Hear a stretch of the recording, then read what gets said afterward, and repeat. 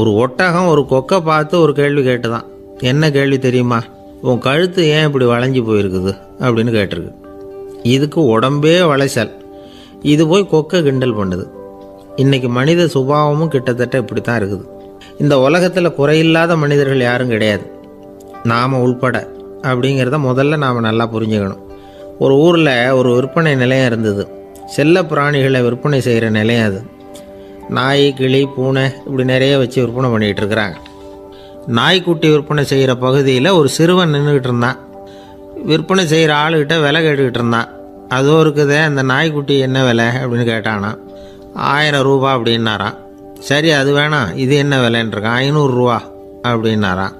இந்த சின்ன பையன் கையில் வச்சுருந்தது வெறும் 50 ரூபா தான்.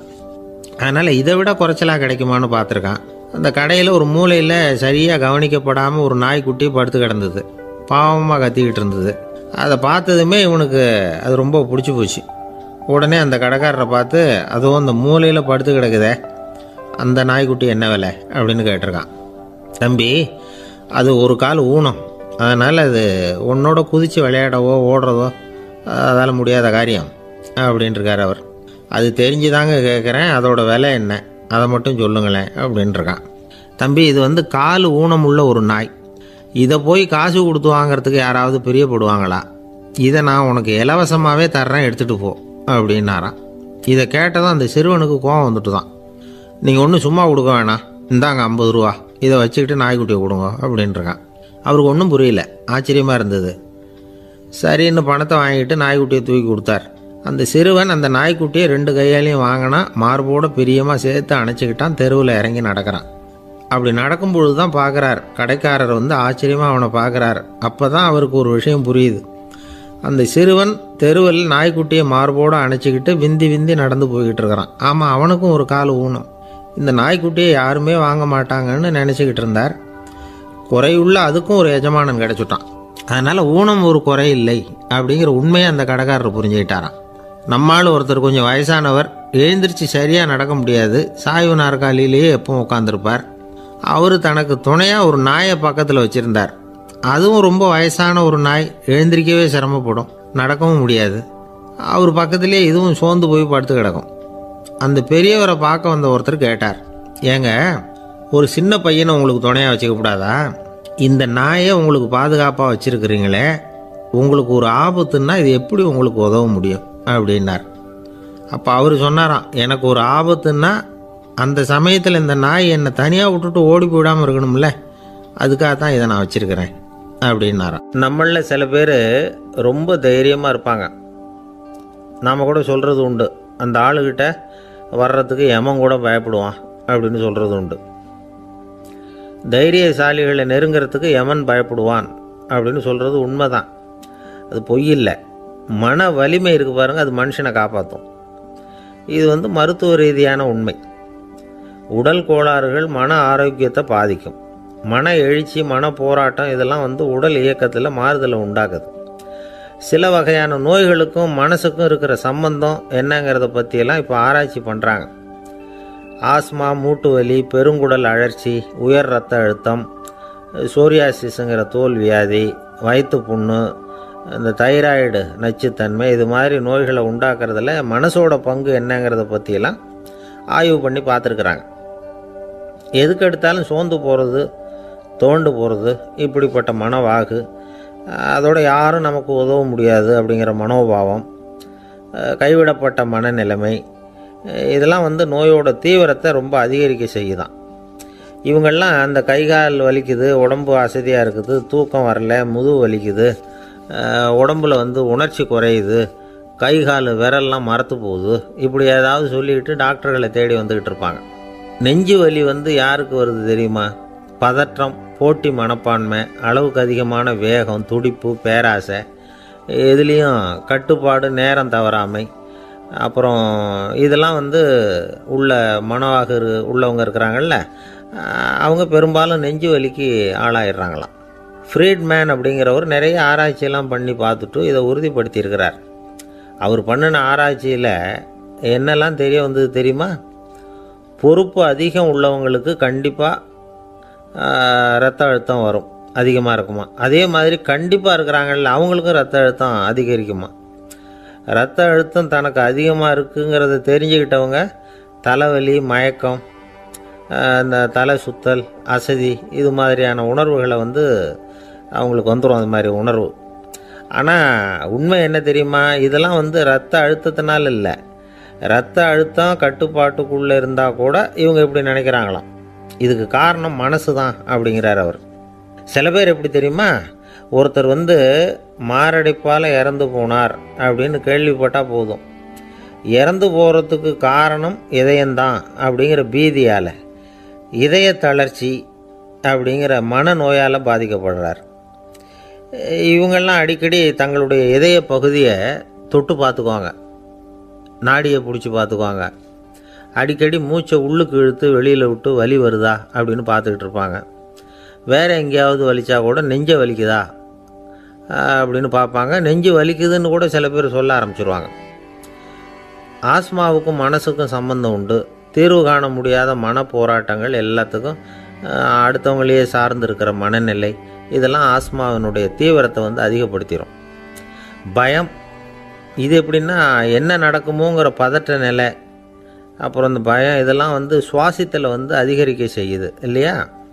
இதனால் இரத்தத்தின் காரத்தன்மை அதிகமாகி நோயின் தீவிரமும் அதிகமாகுது. மன போராட்டம், மனக்கவலை, மன இறுக்கம் இதெல்லாம் தோல் வியாதியை தூண்டி விடுதான். இது மாதிரி இன்னும் எவ்வளவோ இருக்குது. அதனால் இன்றைக்கி நமக்கு தேவை என்னென்னா மன வலிமை, மலர்ந்த முகம். இது ரெண்டும் இருந்துட்டுதுன்னா பலவிதமான நோய்கள் நம்மக்கிட்ட நெருங்கி வராது. டாக்டர் என்ன நெருங்காமல் இருக்கிறதுக்கு நான் ஒரு காரியம் பண்ணுறேன் அப்படின்னார் ஒருத்தர். அவர் என்ன அர்த்தத்தில் சொன்னார்னா, டாக்டர் அவரை நெருங்காமல் இருக்கிறதுக்கு அவர் ஒரு காரியம் பண்ணுறாராம். நண்பர்கிட்ட சொன்னார். நண்பர் கேட்டார், அது என்ன காரியம் பண்ணுற அப்படின்னு கேட்டார். தினம் ஒரு ஆப்பிள் பழம் சாப்பிட்றேன்னார் அவர்.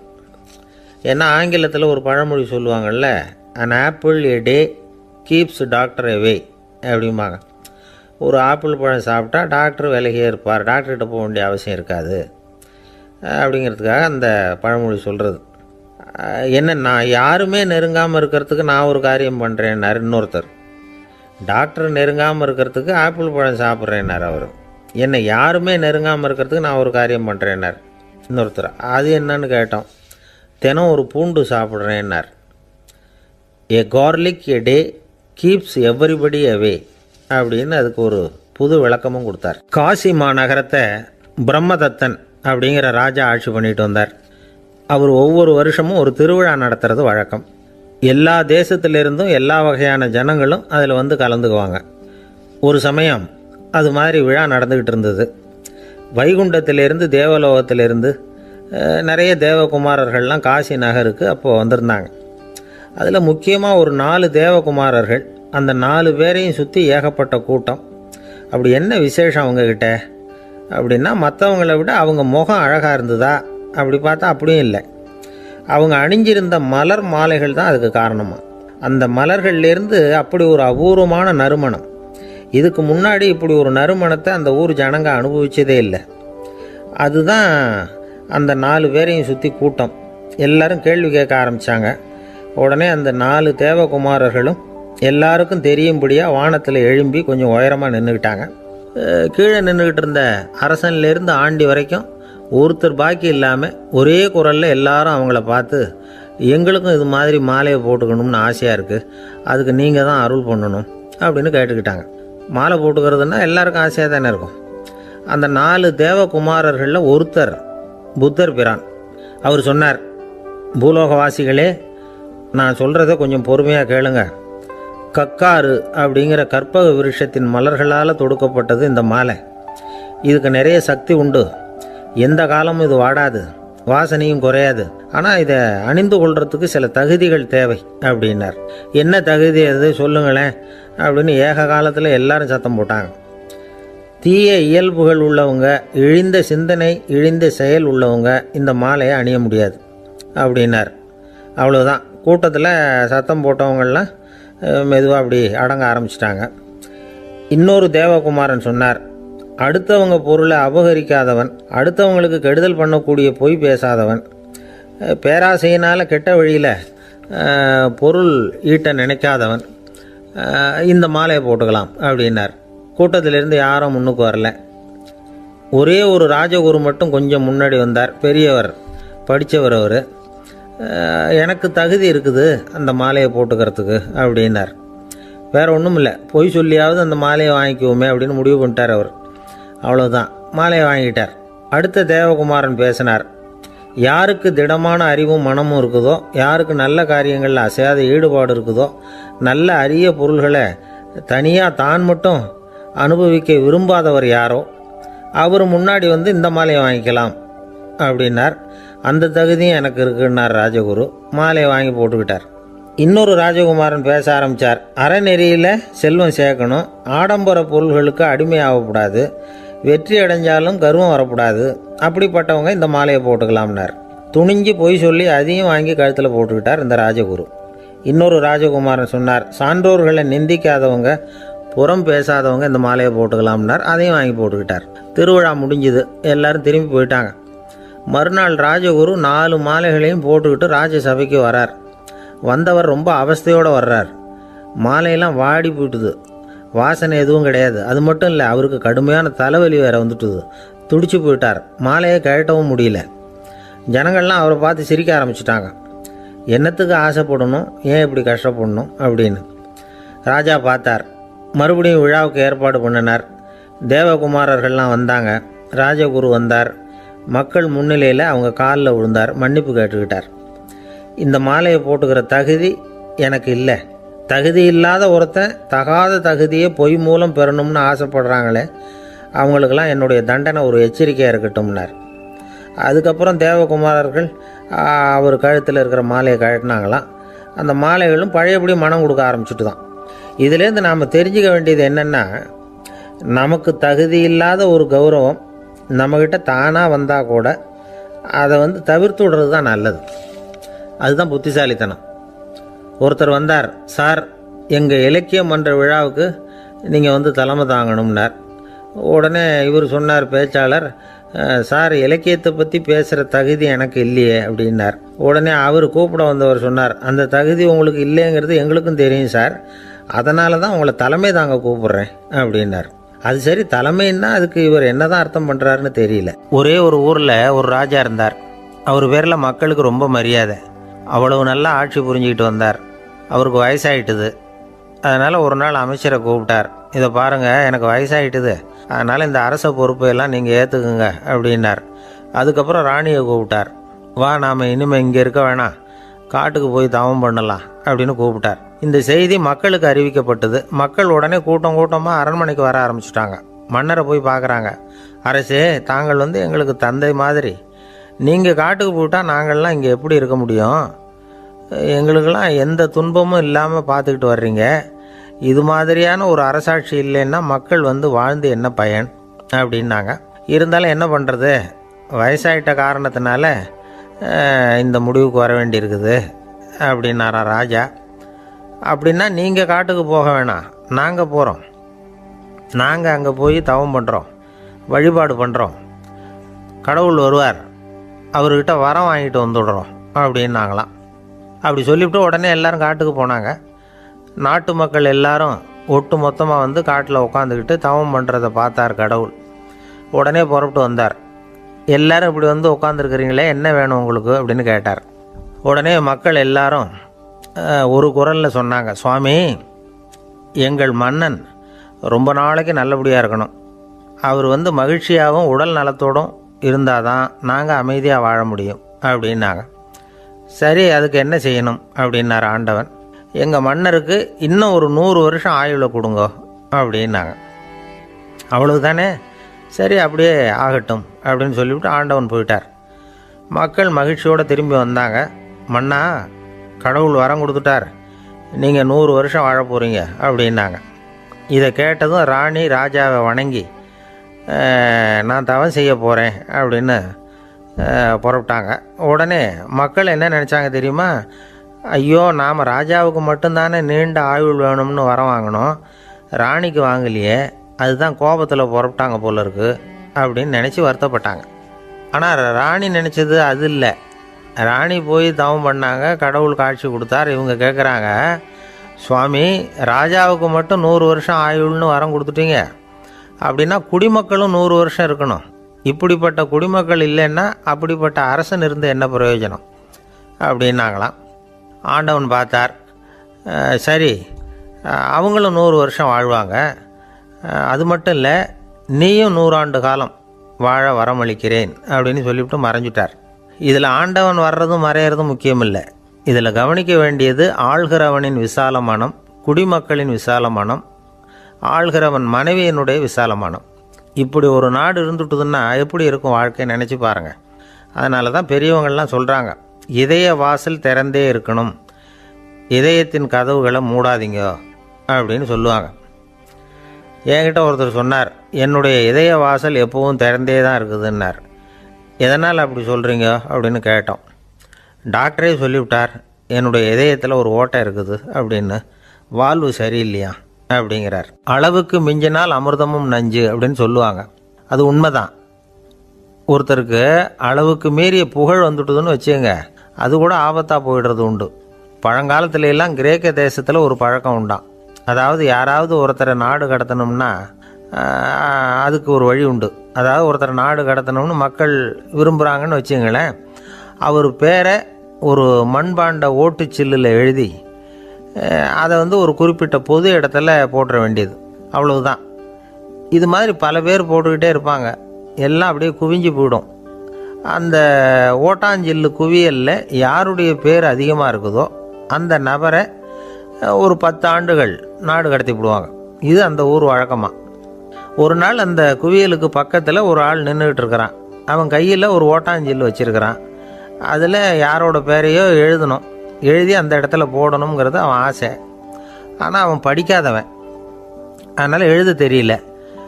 யாராவது அந்த வழியாக வர்றாங்களான்னு பார்த்துக்கிட்டே நின்றுக்கிட்டு இருந்தான். ஒரு பெரியவர் வந்துக்கிட்டு இருந்தார். அவர்கிட்ட ஓடினான், கையில் இருந்த மண்பாண்ட சில்லை கொடுத்தான். ஐயா இதில் ஒரு பேர் எழுதி கொடுங்களேன்னா. அந்த பெரியவர் அதை வாங்கி கையில் வச்சுக்கிட்டு, என்ன பேர் எழுதணும் சொல்லு அப்படின்னா. இவன் சொன்னான், அரிஸ்டைடிஸ் அப்படின்னு எழுதுங்க அப்படின்னா. இதை கேட்டதும் அந்த பெரியவருக்கு அதிர்ச்சி. ஏன்னா அவர் தான் அரிஸ்டைடிஸ், தத்துவ மேதை அரிஸ்டைடிஸ் அவர். இருந்தாலும் நான் தான் அதுங்கிறத காட்டிக்காமல் அந்த ஆளுகிட்ட கேட்டார், அது சரிப்பா, அரிஸ்டைடிஸுங்கிற பேரை எழுத சொல்கிற, அவர் உனக்கு என்ன கெடுதல் பண்ணார், அவர் பேரை இதில் எழுத சொல்கிறியே அப்படின்னு கேட்டிருக்கார். அதுக்கு இவன் சொன்னானா, அவர் எனக்கு எந்த கெடுதலும் பண்ணலை, அவரை நான் பார்த்தது கூட இல்லை அப்படின்ட்டுருக்கான். அப்புறம் எதுக்காக அவரை நாடு கடத்தணும்னு நீ ஆசைப்படுற அப்படின்னு கேட்டிருக்கார். இப்போ அந்த ஆள் சொல்கிறான், அரிஸ்டைடஸை பற்றி எல்லாரும் பேசுகிறாங்க, அவர் ரொம்ப நல்லவர், அவர் ஒரு பெரிய அறிவாளிங்கிறாங்க, அவர் ஒரு பெரிய வள்ளல், பேரறிஞர், இப்படி எல்லாரும் சொல்கிறத கேட்டு கேட்டு எனக்கு ரொம்ப அலுத்து போயிட்டுது, அதனால தான் வெறுப்பாயிட்டேன் அப்படின்னு நானும். இதிலேருந்து என்ன தெரியுது, நாம் நல்லவனாக இருக்கிறதுல ஒன்றும் இடைஞ்சல் இல்லை. ஆனால் நம்மளை நல்லவன் எல்லாரும் சொல்ல ஆரம்பிச்சிட்டாங்கன்னு வச்சுக்கோங்க, அப்போ இடைஞ்சல் ஆரம்பம்னு அர்த்தம். எதுவுமே அளவுக்கு மிஞ்சி போகாமல் பார்த்துக்க வேண்டியது ரொம்ப அவசியம். அளவுக்கு அதிகமாக ஆசைப்படாதவங்களில் ஆப்ரஹாம் லிங்கனும் ஒருத்தரான். அவர் ஒரு தடவை தன்னுடைய நண்பர்கள்கிட்ட பேசிக்கிட்டு இருந்தாராம். ஒருத்தர் கேட்டிருக்கார், ஒரு மனுஷனுக்கு கால்கள் எவ்வளோ உயரம் இருக்கணும் அப்படின்னு கேட்டாராம். இதுக்கு ஆப்ரஹாம் லிங்கன் சொன்னாராம், அது என்ன, இடுப்புலேருந்து தரையை தொடுற அளவுக்கு உயரம் இருந்தால் போதும் அப்படின்னாராம்.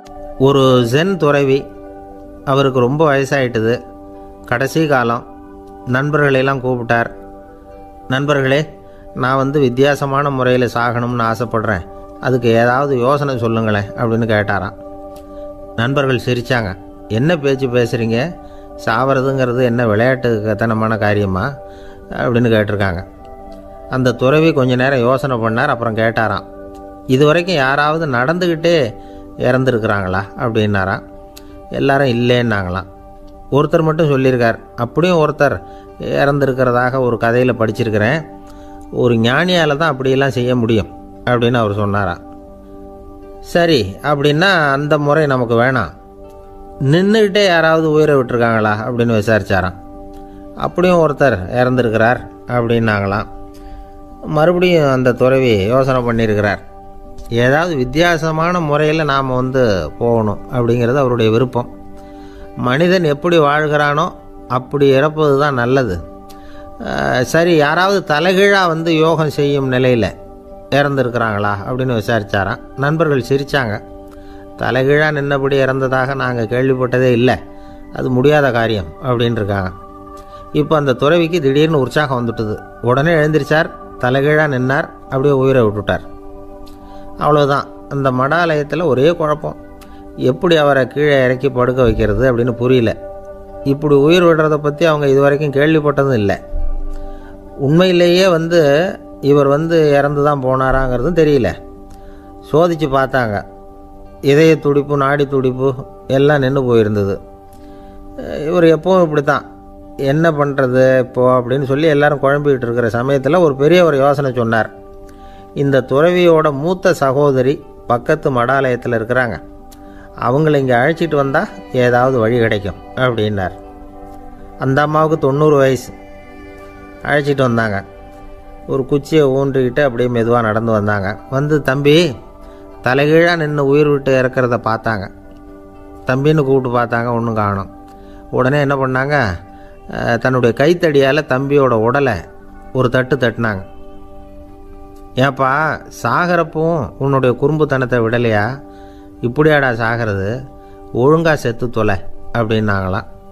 அவ்வளவுதான். உடனே அந்த துறவி திரும்பி நேராக நின்னார். அக்கா, கோவப்படாத, நான் ஒழுங்காக சாகிறேன், எப்படி செத்தா என்ன, எல்லாம் எனக்கு ஒன்று தான் அப்படின்னு சொல்லிவிட்டு அப்படியே தரையில் படுத்து உயிரை விட்டாராம். அதுக்கப்புறம் அந்த அம்மா கோலை வந்து கையில் எடுத்துக்கிட்டு அப்படியே திரும்பி கூட பார்க்காம அவங்க பாட்டுக்கு போயிட்டாங்களாம். மரணத்தை ஒரு விளையாட்டாக ஆக்கிய அந்த துறவிக்கு வாழ்க்கையே ஒரு விளையாட்டாக தான் இருந்திருக்குது. எந்த நோக்கமும் இல்லாமல் செயல்படுறதுன்னா என்னங்கிறதும் அவருக்கு தெரிஞ்சிருக்குது. பயனை எதிர்பார்க்காம பணி செய்து வாழ்ந்து மறைந்த மகான் அவர். தம்முடைய தொழிலை வந்து விளையாட்டு போல செய்ய தெரிஞ்சவருக்கு வாழ்க்கையே ஒரு விளையாட்டாக மாறிடும். எல்லாமே விளையாட்டாகி விடுகிற போது மரணமும் விளையாட்டாகிவிடும் அப்படிங்கிறது தான் அந்த தத்துவம். ஆனால் அதுக்கு முன்னாடி உங்களுக்குள்ளே இருக்கிற உண்மையான நடிகனை வந்து நீங்கள் அடையாளம் கண்டுபிடிக்கணும். நீங்கள் நடிக்க வேண்டியதே இல்லை, நீங்கள் ஏற்கனவே நடிச்சுக்கிட்டு தான் இருக்கிறீங்க.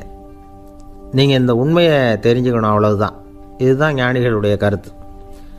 நீங்கள் தெருவில் நடந்து போயிட்டுருக்கிறீங்க, எதிரில் வர்றவர் உங்களை பார்த்து எப்படி இருக்கிறீங்கன்னு கேட்குறார். நல்லா இருக்கிறேங்கிறீங்க. உண்மையிலேயே நாம் நல்லா இருக்க மாட்டோம், ஏதாவது உடம்புல கோளாறு இருக்கும். ஆனால் அப்படி சொல்லுவோம், நல்லா இருக்கிறேன் அப்படின்னு. அது நடிப்பு தானே. உங்களை சந்தித்ததில் ரொம்ப மகிழ்ச்சி அப்படின்னு சொல்கிறோம். உடனே கொஞ்சம் நிதானமாக யோசிச்சு பாருங்கள், உண்மையிலேயே உங்கள் மனசு மகிழ்ச்சி அடைஞ்சுட்டுதா? அது நடிப்பு தானே. வாழ்க்கையை சரியாக புரிஞ்சுக்கிட்டால் எல்லாமே நடிப்புங்கிறது புரியும். கல்யாண பத்திரிக்கை அனுப்பியிருந்தேனே, ஏன்டா வரலன்னு கேட்டான் ஒருத்தன். வந்திருந்தேனே அப்படின்னானா இவன். டேய், ஏன்டா போய் சொல்கிற, நான் பத்திரிக்கையே உனக்கு அனுப்பலையே அப்படின்ட்டுருக்கான் அவன். அதுக்கு இவன் சொன்னானா, பத்திரிக்கை அனுப்புனேன்னு நீ போய் சொல்கிறப்போ கல்யாணத்துக்கு வந்தேன்னு நான் போய் சொல்லக்கூடாதா அப்படின்னானா. ஒரு பெரிய பியானோ கலைஞர் வியன்னாவில் இருந்தார். ரொம்ப புகழ்பெற்ற இசைக்கலைஞர் அவர். இங்கிலாந்து மகாராணி விக்டோரியா அவருடைய சங்கீதத்தை கேட்கணும்னு ஆசைப்பட்டாங்க. அவரை அரண்மனைக்கு கூப்பிட்டாங்களாம். பியானோ வாசிக்க சொல்லி கேட்டாங்களாம். இவரும் ரொம்ப பிரமாதமாக வாய்ச்சி காட்டியிருக்கார். உடனே பாராட்டி பரிசுகள்லாம் கொடுத்து அனுப்புனாங்களாம். அந்த இசையை கேட்குறதுல அரசிக்கு ரொம்பவும் ஆர்வம் உண்டு. அதனால் அதுக்கப்புறமும் அந்த கலைஞர் அடிக்கடி அரண்மனைக்கு வர வேண்டிய அவசியம் ஏற்பட்டது. ஏன்னா அரசி கூப்பிட ஆரம்பித்தாங்க.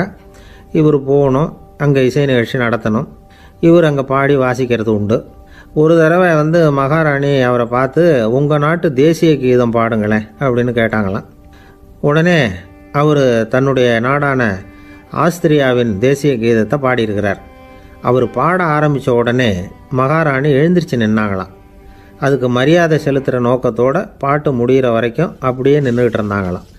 இதுதான் அந்த அரசியினுடைய பெருந்தன்மை. அதாவது நாட்டுப்பற்றுங்கிறது அந்த அளவுக்கு அப்படி இருக்கணும். இப்படி ஒரு அரசியே நம்ம நாட்டு தேசிய கீதத்துக்கு எழுந்திரிச்சு நின்று மரியாதை செலுத்துகிறாங்க அப்படிங்கிறத புரிஞ்சிக்கும் பொழுது அந்த முதிய கலைஞரின் மகிழ்ச்சிக்கு அளவே இல்லையாம். அதுக்கப்புறம் அந்த பியானோ கலைஞர் ஒரு நாள் தன்னுடைய நண்பர் ஒருத்தர்கிட்ட பேசிக்கிட்டு இருந்தாராம். அப்போ சொன்னாராம், மகாராணியார் வந்து எனக்கு எவ்வளவோ பரிசுகள்லாம் கொடுத்துருக்குறாங்க. ஒரு தடவை எனக்கு வைரக்கல் பதித்த அணி ஒன்றை கூட பரிசாக கொடுத்தாங்க. ஆனால் அதை விட உயர்ந்த விலை மதிக்க முடியாத அணி என்ன தெரியுமா? நான் என்னுடைய நாட்டு தேசிய கீதத்தை நான் பாடுறப்போ அவங்க எழுந்திரிச்சு நின்று மரியாதை செலுத்தினாங்களே, அதுதான் எனக்கு கிடைச்ச மிகப்பெரிய பரிசு அப்படின்னாராம். எனக்கு தெரிஞ்ச சங்கீத வித்வான் ஒருத்தர் இருக்கார். சமீபத்தில் ஒரு நாள் அவரை பார்த்தேன். எப்படி போயிட்டுருக்கு உங்கள் தொழில் அப்படின்னு கேட்டேன். ரொம்பவும் வித்தியாசமாக போயிட்டுருக்குங்க அப்படின்னார். என்ன சொல்கிறீங்க அப்படின்னேன். முன்னாடியெல்லாம் நான் பாடினா எதிரில் இருக்கிறவங்க தான் எழுந்திரிச்சு போயிட்டு இருந்தாங்க. இப்போ எப்படின்னா நான் பாட ஆரம்பிச்சுட்டா உடனே பக்கவாத்தியக்காரனே எழுந்திரிச்சு போயிடுறான் அப்படின்னார் ரொம்ப வேதனையோட. பொங்கல் திருநாள்னா இது ஏதோ அறுவடை திருநாள் அப்படின்னு சொல்லுவோம். அதாவது வருஷம் பூரா நாம் பாடுபட்டு அதனுடைய பலனை அனுபவிக்கிற நாள் அப்படிங்கிறது நாம் சொல்லிகிட்டு இருக்கிறது. இது முக்கியமாக இது ஒரு நன்றி அறிவிப்பு நாள் அப்படின்னு சொல்லுவாங்க. இன்றைக்கி நிறைய நன்றி அறிவிப்பு கூட்டம்லாம் நடந்துக்கிட்டு இருக்குல்ல, அது மாதிரி விவசாயிகள் நடத்துகிற ஒரு நன்றி அறிவிப்பு விழா இது. யாருக்கு நன்றி சொல்கிறாங்கன்னா ஆதவனுக்கு. அதாவது சூரியன் இல்லைன்னா விவசாயம் இல்லை. அதனால் ஆதவனுக்கு நன்றி செலுத்துகிற நாளாக இந்த பொங்கல் திருநாளை நாம் கொண்டாடுறோம். அதாவது இந்த பொங்கலில் விவசாயிகள்கிட்டேருந்து நிறைய பண்புகளை நாம் தெரிஞ்சுக்க வேண்டிய நாள் இது. விவசாயிகள் அவங்க விவசாயம் முன்னேறி இருக்கிற அளவுக்கு விவசாயிகளுடைய வாழ்க்கை தரம் முன்னேறலை. அந்த அளவுக்கு அவர்கள் நாட்டுக்காக உழைச்சிக்கிட்டு இருக்கிறாங்க. அந்த காலத்திலே அதை பற்றி ஒரு கதை சொல்கிறது உண்டு. ஒரு வயசான ஆள் நிலத்தில் ஏறு உழுதுகிட்டு இருந்தாராம். கிழிஞ்சு போன ஒரு சின்ன துண்டை தான் இடுப்பில் கட்டியிருந்தாராம். தலையில் ஒரு கந்தலை சுற்றி இருந்தார். உடம்பு பூரா சேரு, ரொம்ப ஏழை. ஏறு ஓட்டிகிட்டு இருக்கிறவர் வேறு எப்படி இருப்பார்? இருந்தாலும் அந்த ஆள் ரொம்ப ஜாலியாக பாட்டு பாடிக்கிட்டே ஏறு உழுதுகிட்டு இருந்தாராம். உடம்புல தான் அவர் ஏழையை தவிர மனசில் ஒரு ஏழையாக தெரியல. அந்த சமயத்தில் அந்த நாட்டு ராஜா அந்த பக்கமாக குதிரை மேலே வந்தாராம். வேட்டைக்கு போயிட்டு பரிவாரங்களோடு திரும்பி வந்துக்கிட்டு இருக்கிறார். ரொம்ப செல்வ செழிப்பில் இருக்கிற ராஜா அவர் இந்த வயசான விவசாயியை பார்த்துருக்கார். இந்த ஆள் ரொம்பவும் ஏழைங்கிறது அவர் பார்த்தாவே பளிச்சுன்னு தெரியுது. கட்டிக்கிறதுக்கு நல்ல துணி இல்லை, உடம்போ இழைச்சி போயிருக்குது, வயிறு முதுகில் போய் ஒட்டிக்கிட்டு இருக்கு, கண்ணு குழி விழுந்து போயிருக்குது. ஆனாலும் முகத்தை பார்த்தா சந்தோஷமாக இருக்கிற மாதிரி இருக்குது. இவ்வளோ உற்சாகமாக பாடிக்கிட்டு இருக்கிறாரே அப்படின்னு ஆச்சரியமாக நினச்சி பார்த்தார் அந்த ராஜா. சரி, அவர்கிட்ட கொஞ்சம் பேச்சு கொடுத்து பார்க்கலாம் அப்படின்னு முடிவு பண்ணார். ஐயா பெரியவரே, இப்படி கொஞ்சம் வர முடியுமான்னாராம். பொழுது போகிறதுக்குள்ளே நான் இந்த வயல் பூரா உழவு ஓட்டி ஆகணும், அதனால் பேசுகிறதுக்கு நேரம் இல்லை அப்படின்னாராம் அந்த பெரியவர். என்ன அவ்வளவு அவசரமாக? மீதி இருந்தால் நாளைக்கு உழுதக்கூடாதா? அது சரி, உனக்கு எத்தனை ஏக்கர் நிலம் இருக்குது அப்படின்னு விசாரிச்சிருக்கார் ராஜா. எனக்குன்னு சொந்தமாக உள்ளங்கை அளவு கூட நிலம் கிடையாது. இது எங்கள் முதலாளியோட நிலம். இதை பூராவும் உழுது முடித்தாதான் அவர் கூலி கொடுப்பார். நான் கூலிக்கு உழுதுகிட்டு இருக்கிறேன். உங்ககிட்ட பேசிக்கிட்டு இருந்தால் அவருக்கு துரோகம் பண்ணது மாதிரி ஆகிடும் அப்படின்னாராம். ராஜா குதிரையை விட்டு கீழே இறங்கினார். வரப்பில் நடந்து அந்த பெரியவர்கிட்டே போனாராம். சரி, ஒரு நாள் பூரா உழுதா உனக்கு எவ்வளவு கூலின்னு கேட்டிருக்கார். 8 அணா கூலி கிடைக்கும்னாராம் அவர்.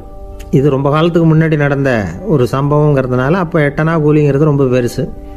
இருந்தாலும் அதுவும் அந்த ராஜாவுக்கு பெரிய கூலியாக தெரியல. இவ்வளவு தானா, இதை வச்சுக்கிட்டு நீ எப்படி காலம் தள்ளுற அப்படின்னாராம். ஒன்றும் கவலை இல்லை அப்படின்னாராம் அவர். ராஜாவுக்கு ரொம்ப ஆச்சரியமாக போச்சு. 8 அணா கூலி வாங்குகிற இந்த ஆள் கவலை இல்லாமல் இருக்கிறார். ஏராளமான வசதியோடு இருக்கிறன்னா கவலை இல்லாமல் வாழ முடியலையே அப்படின்னு நினச்சி பார்த்துருக்கார். அது சரி, 8 அணாவில் எப்படி குடும்பம் நடத்துகிற அப்படின்னு கேட்டாராம்.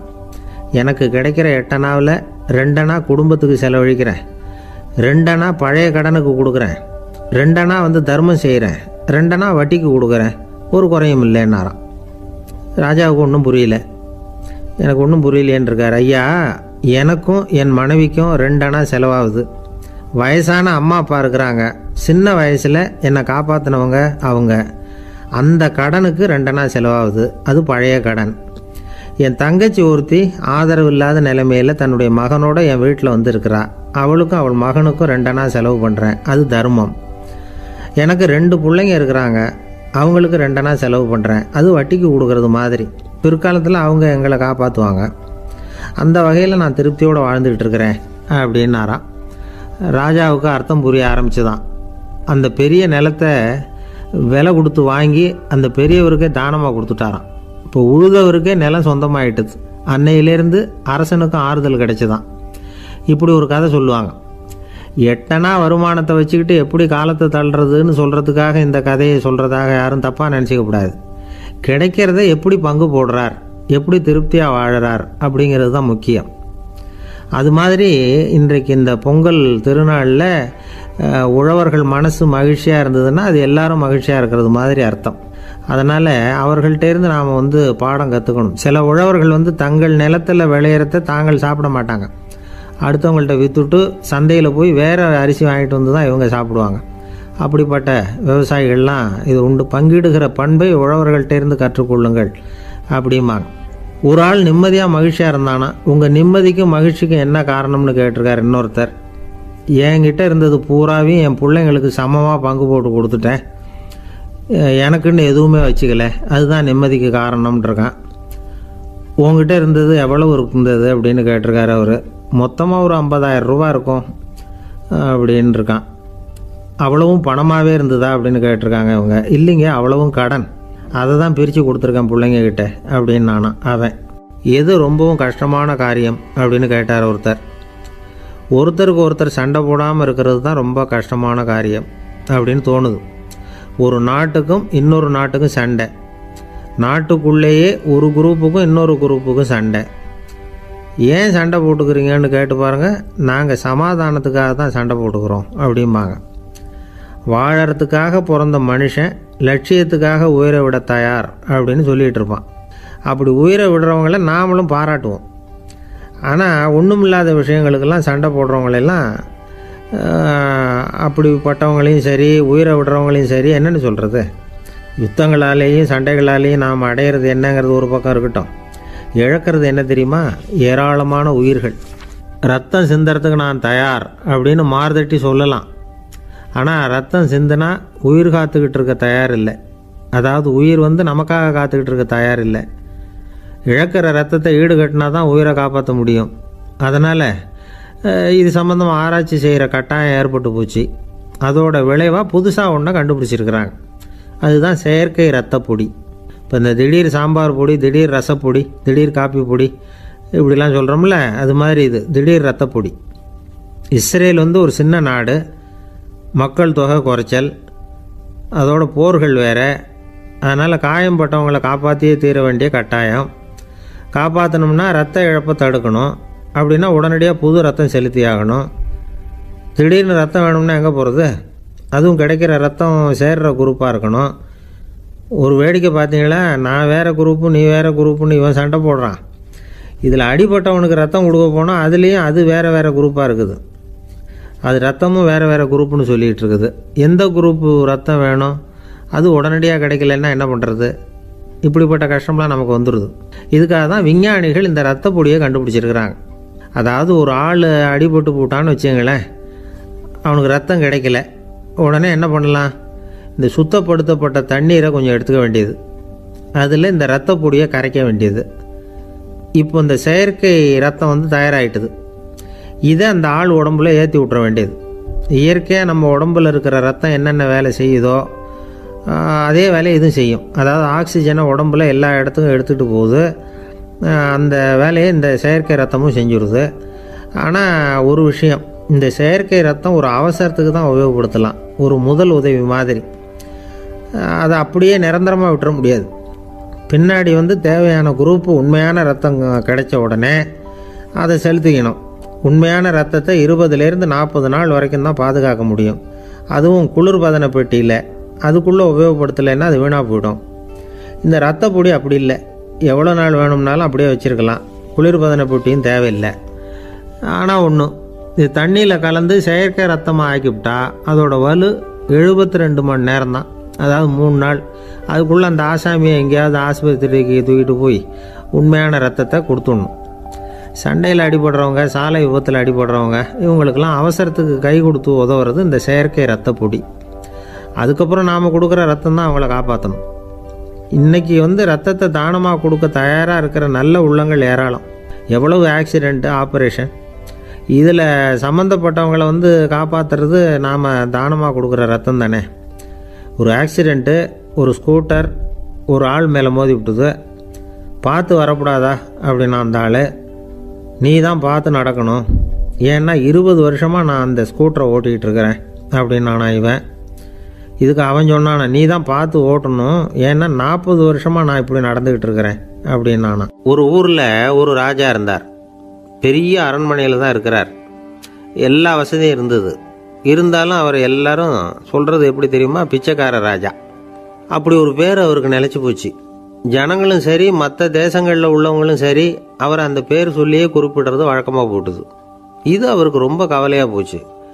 என்ன இது, நம்மளை தேடி வர்றவங்களுக்கெல்லாம் நாம் சோறு போடுறோம், நம்ம புகழ்ந்து பாடல் ஏற்றி கொண்டு வர்ற புலவர்களுக்கெல்லாம் அவங்க எப்படி வந்தாலும் ஒருவேளை சோறு போடணுங்கிறது உத்தரவு. இவ்வளவுலாம் செஞ்சும் நம்மளை போய் பிச்சைக்கார ராஜான்னு எல்லாரும் சொல்கிறாங்களே, அது எதுக்காக இப்படி சொல்கிறாங்க? இதுதான் ராஜாவுக்கு குழப்பம். சரி, இதை பற்றி நம்ம அமைச்சர்கள்கிட்ட கேட்கலாமா அப்படின்னு யோசனை பண்ணார். இந்த விஷயத்தை போய் அவங்கக்கிட்ட எப்படி கேட்கறதுன்னு அவருக்கு தயக்கமாக இருந்தது.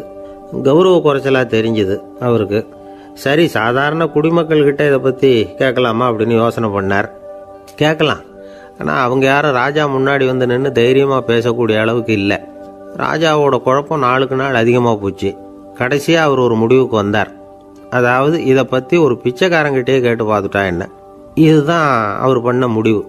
உடனே மாறு வேஷம் போட்டுக்கிட்டு நகர்வலம் போனார். ஒரு பிச்சைக்காரனை கண்டுபிடிச்சார். இதை பாருப்பா, நம்ம ராஜாவை எல்லாரும் பிச்சைக்கார ராஜான்னே சொல்கிறாங்களே, அதுக்கு என்ன காரணமாக இருக்கும் அப்படின்னு கேட்டார். அதுக்கு அவன் சொல்கிறான், இதுக்கான பதிலை இன்னும் ஒரு 30 நாளில் சொல்கிறேன் அப்படின்னா. உடனே இவருக்கு சந்தோஷம். உண்மையை அவங்ககிட்ட சொன்னார். நான் வேற யாரும் இல்லை, நான் தான் இந்த நாட்டு ராஜா. இப்போ நீ என் கூடவே வந்துடும், அரண்மனையிலேயே தங்கிக்கோ. 30 நாள் கழித்து எனக்கு பதில் சொல்லிவிட்டு அதுக்கப்புறமா நீ போகலாம் அப்படின்னு சொல்லி அழைச்சிட்டு வந்துட்டார். அரண்மனையில் ஒரு மூலையில் அவன் தங்கறதுக்கு இடம் கொடுத்தார். தினம் 2 வேளையும் இவனுக்கு சோறு போடுங்க அப்படின்னு உத்தரவு போட்டார். ராஜா கொடுத்த இடத்துல போய் உக்காந்துக்கிட்டான் அந்த பிச்சைக்காரன். தினமும் அந்த அரண்மனையில் நடக்கிறதையெல்லாம் கவனிச்சுக்கிட்டு வந்தான். வேளைக்கு சாப்பாடு வரும், சாப்பிட்டுக்கிட்டு இருக்கான். இப்படி 30 நாள் முடிஞ்சுது. ராஜா வந்தார். என்ன, என்னோட கேள்விக்கு பதில் என்னன்னு கண்டுபிடிச்சிட்டியான்னார். கண்டுபிடிச்சிட்டேன்னா. என்ன எல்லாரும் பிச்சைக்கார ராஜான்னு சொல்கிறாங்களே, அது நியாயமாக படுதா உனக்குன்னு கேட்டார். நியாயமாக தான் படுது, சந்தேகம் இல்லாமல் நீங்கள் பிச்சைக்கார ராஜா தான். என்னதான் நீங்கள் வசதியோடவும் படைபலத்தோடவும் இருந்தால் கூட நீங்கள் எங்கள் வர்க்கத்தை சேர்ந்த ஆசாமி தான் அப்படின்னு அடித்து சொல்லிவிட்டான் அந்த ஆள். ஏனால் அப்படி சொல்கிறேன்னு கேட்டார் இவர். அரசே, ஒரு உண்மையை கண்டுபிடிச்சி சொல்கிறதா நான் உங்ககிட்ட சொன்னேன். நீங்கள் ராஜ பரம்பரைன்னா உடனே உங்கள் கழுத்தில் கிடக்கிற முத்து மாலையை கழட்டி பரிசாக கொடுத்துருப்பீங்க, பொண்ணையும் மணியையும் கொடுத்துருப்பீங்க. ஆனால் நீங்கள் அப்படி செய்யலை. என்னை ஒரு மூலையில் உட்கார வச்சு 2 வேளை சோறு போட சொன்னீங்க. உங்களை தேடி யார் வந்தாலும், யார் வந்து பாராட்டி பேசினாலும் அல்லது பிரச்சனைகளை சொன்னாலும் நீங்கள் செய்கிற ஒரே காரியம் சோறு போடுறது தான். பிச்சைக்காரனுக்கு சோறு மட்டும்தான் உலகம். உங்கள் விஷயத்திலையும் நீங்கள் அப்படி தான் நினைக்கிறதாக தெரியுது. நல்லா கவனிங்க. எந்த ஒரு பிரச்சனைக்கும் சோறு தான் முடிவுன்னு நினைக்கிறீங்க பாருங்க. நீங்கள் சந்தேகமில்லாத எங்களை சேர்ந்த ஆளு தான் அப்படின்னு விட்டான் அந்த பிச்சைக்காரன். அதுக்கப்புறம் தான் அந்த ராஜா தன்னுடைய தவறுகளை எல்லாம் தேர்த்திக்கிட்டாராம். பசின்னு வர்றவங்களுக்கு சோறு தான் போடணும், அது தப்பு இல்லை. பாராட்ட வர்றவங்களுக்கெல்லாம் சோத்தையே போட்டு அனுப்புனா இப்படி தான் பேர் வரும். எனக்கு தெரிஞ்ச ஒருத்தர் தினமும் யாராவது ஒருத்தரை தன் வீட்டுக்கு அழைச்சிட்டு போவார், சாப்பாடு போட்டு அனுப்புவார். முன்னறிவிப்பு இல்லாமல் திடீர்னு ஒரு விருந்தாளியோட வீட்டில் போய் இவர் நிற்கிறது வழக்கம். அந்த அம்மாவும் இவருக்காக தயார் பண்ணி வச்சிருந்ததை இவர் அழைச்சிட்டு வந்திருக்கிற விருந்தாளிக்கு போட்டுருவாங்க. விருந்தாளி சாப்பிட்டுட்டு போனதுக்கப்புறம் இவர் மனைவி கிட்ட உனக்கு சிரமம் வேணாம் அப்படின்னு சொல்லிவிட்டு பக்கத்தில் உள்ள ஒரு ஹோட்டலுக்கு போய் காசு கொடுத்து சாப்பிட்டுட்டு வந்துடுவார். பல நாள் இப்படி நடக்கும். ஒரு நாள் அவரை தனியாக கூப்பிட்டுக்கிட்டு போய் ஏன் இப்படி பண்ணுறீங்கன்னு கேட்டோம். அதுக்கு அவர் சொல்கிறாரு, எங்கள் வீட்டு சாப்பாட்டிலேருந்து தப்பிக்கிறதுக்கு எனக்கு வேற வழி எதுவும் தெரியல சார், அதனால தான் இப்படி பண்ணிட்டு இருக்கிறேன் அப்படின்னார் ரொம்ப பரிதாபமாக. ஒருத்தன் எப்படி நடந்துக்கிறாங்கிறத வச்சு தான் அந்த ஆள் எப்படிங்கிறத நாம் முடிவு பண்ணுறோம். ஆளுமைன்னு சொல்கிறோம்ல, அதுக்கு சூழ்நிலைகளை ஆளுகின்ற தன்மை அப்படின்னு விளக்கம் கொடுக்குறார் ஒரு உளவியல் நிபுணர். சரி, ஒரு மனிதனுடைய ஆளுமையை உருவாக்குகிற விஷயங்கள் என்னென்ன? பிறப்பு, வளர்க்கப்பட்ட விதம், படிப்பு, நண்பர்கள், சமுதாயம், இப்படி நிறைய உண்டு. ஆளுமையின் அடிப்படையில் சில மனநோய்கள் உண்டாகுது. அதெல்லாம் என்னென்னங்கிறத தெரிஞ்சு வச்சுக்கிட்டோம்னா நம்ம கூட இருக்கிறவங்களை அடையாளம் கண்டுபிடிக்கிறதுக்கு அது ரொம்ப உபயோகமாக இருக்கும். ஃப்ரெனாய்டு ஆளுமை அப்படின்னு ஒன்று. இந்த கோளாறு உள்ளவங்க எப்படி இருப்பாங்க தெரியுமா? அதிக உணர்ச்சி, சந்தேகம், பொறாமை இதெல்லாம் அதிகமாக இருக்கும். வளைஞ்சு கொடுக்க மாட்டாங்க. அடுத்தவங்களோட இணக்கமான உறவு இருக்காது. அவங்க செய்கிற தப்புக்கெல்லாம் அடுத்தவங்களை குறை சொல்லிகிட்டு இருப்பாங்க. இது ஒரு ரகம். அடுத்தது ஸ்கிசாய்டு ஆளுமை அப்படின்னு சொல்கிறாங்க. இந்த கோளாறு உள்ளவங்க அடுத்தவங்களோட பழக கூச்சப்படுவாங்க. சின்ன வயசுலேயே இது ஆரம்பமாயிடுது. பகல் கனவுலேயே சஞ்சரிப்பாங்க. அவங்களுடைய விரோதம், கோபம் இதை கூட வெளியில் காட்டிக்க முடியாமல் இருப்பாங்க. இவங்களுக்கு அகமுகம், பிரச்சனைகள்லேருந்து ஒதுங்கி எதுலேயும் ஈடுபாடு இல்லாதவங்களாக இருப்பாங்க. இப்படி ஒரு ரகம். அடுத்தது சைக்ளோதமிக் ஆளுமை அப்படின்னு சொல்கிறாங்க. அது என்னென்னா, உணர்ச்சிகளில் ஏற்றத்தாழ்வு அதிகமாக இருக்குமா. சில சமயம் பார்த்தா மகிழ்ச்சியாக இருப்பாங்க, சில சமயம் சோகமாக உட்காந்துருப்பாங்க. அவங்க மனநிலைக்கு தகுந்த மாதிரி சமூக நிகழ்ச்சிகளில் பங்கெடுத்துக்குவாங்க. இன்னொரு வகை என்னென்னா எண்ணப்பீடிகை ஆளுமை அப்படின்னு பேர் வச்சுருக்கிறாங்க. அதுக்கு இவங்களுக்கெல்லாம் கரெக்டாக இருக்கணும், எல்லாம் சட்டத்திட்டம் எதுலேயும் ஒரு ஒழுங்குமுறை, இப்படி எதிர்பார்க்குற மனோபாவம். இவங்க எதிர்பார்ப்புக்கும் வரன்முறைக்கும் மற்றவங்க கட்டுப்படணும்னு நினைப்பாங்க. இந்த நிலைமை நீடித்தா என்ன ஆகும் தெரியுமா? அலைக்கழிக்கிற எண்ணங்கள் திரும்ப திரும்ப ஒரே செயலை செய்ய தூண்டுற மன தளர்ச்சிக்கு ஆளாயிடுறாங்க. அடுத்தது ஹிஸ்டீரியா ஆளுமை. சின்ன விஷயத்தையெல்லாம் பெருசுப்படுத்தி நாடகமாக்குற நடிகர்கள் இவங்க. உணர்ச்சி அதிகம் உள்ளவங்க. இவங்க மன எழுச்சியில் பக்குவமின்மை, குழந்தைத்தனம், முதிர்ச்சியின்மை எல்லாம் இருக்கும். தன்னலம் மிக்க குணம், பிறர் தன்னை மட்டுமே கவனிக்கணும்னு நினச்சி செயல்படுறது, இதெல்லாம் இவங்க அடையாளம். அடுத்த ரகம் எப்படின்னா வளர்ச்சியற்ற ஆளுமைன்னு சொல்கிறாங்க. அடுத்தவங்களோட இணங்கி போக முடியாதவங்க, அறிவு, மன எழுச்சி, சமூக உறவு இதில் எல்லாம் போதுமான வளர்ச்சியையும் நிறைவையும் பெற முடியாதவங்க. இவங்களால வாழ்க்கையில் முன்னேற முடியாது. பிச்சைக்காரங்க, குற்றவாளிகள் இவங்ககிட்டெல்லாம் இது மாதிரியான ஆளுமை அதிகமாக இருக்குமா. அடுத்தது என்னென்னா சோர்வுடைய ஆளுமை. எதுலேயும் உற்சாகம் இல்லாமல் சோர்ந்து போயிருப்பாங்க. அதுக்கெல்லாம் நமக்கு வலிமை இல்லைப்பா அப்படின்னு சொல்லிட்டு இருப்பாங்க. சின்ன விஷயங்களுக்கெல்லாம் அதிர்ச்சி அடையிறது, வாழ்வின் சுவையை அனுபவிக்க முடியாதவங்க. இன்னொரு ரகம் இது கொதித்தெழும் ஆளுமைங்கிறாங்க. எதுக்கு எடுத்தாலும் ஆத்திரம், குரோதம், வன் செயல் இதுலெல்லாம் ஈடுபாடு, இப்படி உள்ளவங்க. நத்தை வகை ஆளுமை அப்படின்னு ஒன்று.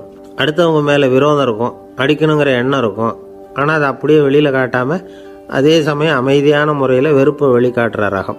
இவங்கெல்லாம் பேசாமல் கம்முன்னு இருந்துக்கிட்டே நினைச்சதை நிறைவேற்றிக்கிடுவாங்க. முன்ஜாக்கிரதை ஆளுமை அப்படின்னு ஒரு ரகமா. பாதுகாப்பின்மை, சந்தேகம், முழுமையின்மை, அறவேக்காட்டுத்தனம் இந்த மனப்போக்கு அதிகமாக இருக்கிறதுனால அகம்பாவம், புடிவாதம், எச்சரிக்கை எல்லாம் அளவுக்கு மீறி இருக்கும். இதுவரைக்கும் நாம் பேசிக்கிட்டு இருந்த ஆளுமை பண்புகள் அளவுக்கு அதிகமாக போயிட்டுதுன்னா ஆளுமை கோளாறுகள் ஏற்படும். அதன் அடிப்படையில் மனவியாதிகள் வருமா. அதனால் இணக்கமான, எல்லாரும் விரும்புகிற இயல்பான ஆளுமையை பெறுவதற்கு நாம் முயற்சி செய்யணும் அப்படிங்கிறது மனோதத்துவ நிபுணர்களுடைய ஆலோசனை. ஒருத்தர் ஒரு மனோதத்துவ டாக்டரை தேடிட்டு வந்தாராம். டாக்டர், எனக்கு மனசில் ஏதோ வியாதி, ஆளுமை கோளாறு, அதாவது எனக்கு சீக்கிரமாக செத்து போனால் தேவையில்லைன்னு தோணுது அப்படின்னாராம். உடனே அந்த டாக்டர், சரி அப்படின்னா இங்கே இருங்க, நான் வைத்தியம் பார்க்குறேன் அப்படின்னாராம். ஆஃபீஸை முடிஞ்சு வீட்டுக்கு போகிற சமயத்தில் ஒருத்தர் கடைக்கு போய் ஸ்வீட் வாங்கினார். சரி, வீட்டுக்கு பிள்ளைங்களுக்கு தான் வாங்கிட்டு போகிறார் அப்படின்னு மற்றவங்க நினச்சாங்க. அவர் அப்படி செய்யலை. அந்த இடத்துலையே பொட்டலத்தை பிரித்தார். திருட மாதிரி அப்படியே சுற்றி ஒரு தரம் பார்த்துக்கிட்டார். யாரும் தெரிஞ்சவங்க இல்லைங்கிறத முடிவு பண்ணிவிட்டு அவசரமாக அதை அப்படியே போட்டு முழுகிவிட்டு கையை தொடச்சிக்கிட்டு நல்ல பிள்ளை மாதிரி நடந்து போக ஆரம்பிச்சிட்டார். அவர் யாருன்னா, அவரோட பிரச்சனை எல்லாருக்கும் தெரியாது, சில பேருக்கு தான் தெரியும். அதாவது அவர் உடம்பில் சர்க்கரை இருக்குன்னு டாக்டர் சொல்லிவிட்டாராம். அதனால் வீட்டில் சர்க்கரையே இவர் கண்ணில் காட்டுறதில்ல. அதனால் இவர் யார் கண்ணிலையும் படாமல் இப்படிப்பட்ட வேலைகள்லாம் செய்கிறது வழக்கம். யாருக்கும் தெரியாமல் இப்படி ஸ்வீட்டை வாங்கி சாப்பிட்டுட்டு அவர் பாட்டுக்கு போயிடுறது. இப்படிப்பட்டவங்களுக்கெல்லாம் கொஞ்சம் ஆறுதலான தகவல் இன்றைக்கி. அது என்னென்னா, நாம் சாப்பிட்ற சர்க்கரைக்கும் நம்ம உடம்புல உள்ள சில கோளாறுகளுக்கும் அப்படி என்ன தான் சம்மந்தம் இருக்குது. இதை பற்றி சமீபத்தில் சில ஆராய்ச்சிகள்லாம் நடந்திருக்குது. ஏன்னா சர்க்கரைன்னாவே விஷம் மாதிரி அதை பார்க்குறவங்களும் சில பேர் உண்டு. சின்ன பிள்ளைங்களுக்கு வயத்தில் பூச்சி உண்டாகிறதுலேருந்து பெரியவங்களுக்கு நீரிழிவு வர்ற வரைக்கும் எல்லாத்துக்கும் சர்க்கரை தான் காரணம்னு சொல்லிகிட்டு இருக்கிறோம். ஆனால் அந்த அளவுக்கு பயப்பட வேண்டிய அவசியம் இல்லை அப்படின்னு சொல்கிறாங்க. சர்க்கரை வியாதி, இருதய நோய், பித்த நீர்ப்பை நோய் இதெல்லாம் சில நோய்கள்லாம் நாம் சாப்பிட்ற சர்க்கரைக்கும் தொடர்பு இருக்குன்னு நினைக்கிறோம். ஆனால் அப்படி சம்பந்தம் உண்டுங்கிறதுக்கு போதுமான அளவுக்கு ஆதாரம் இல்லை அப்படிங்கிறாங்க ஆராய்ச்சியாளர்கள். ஒரே ஒரு சம்பந்தம் தான் உறுதியாக இருக்குதான்.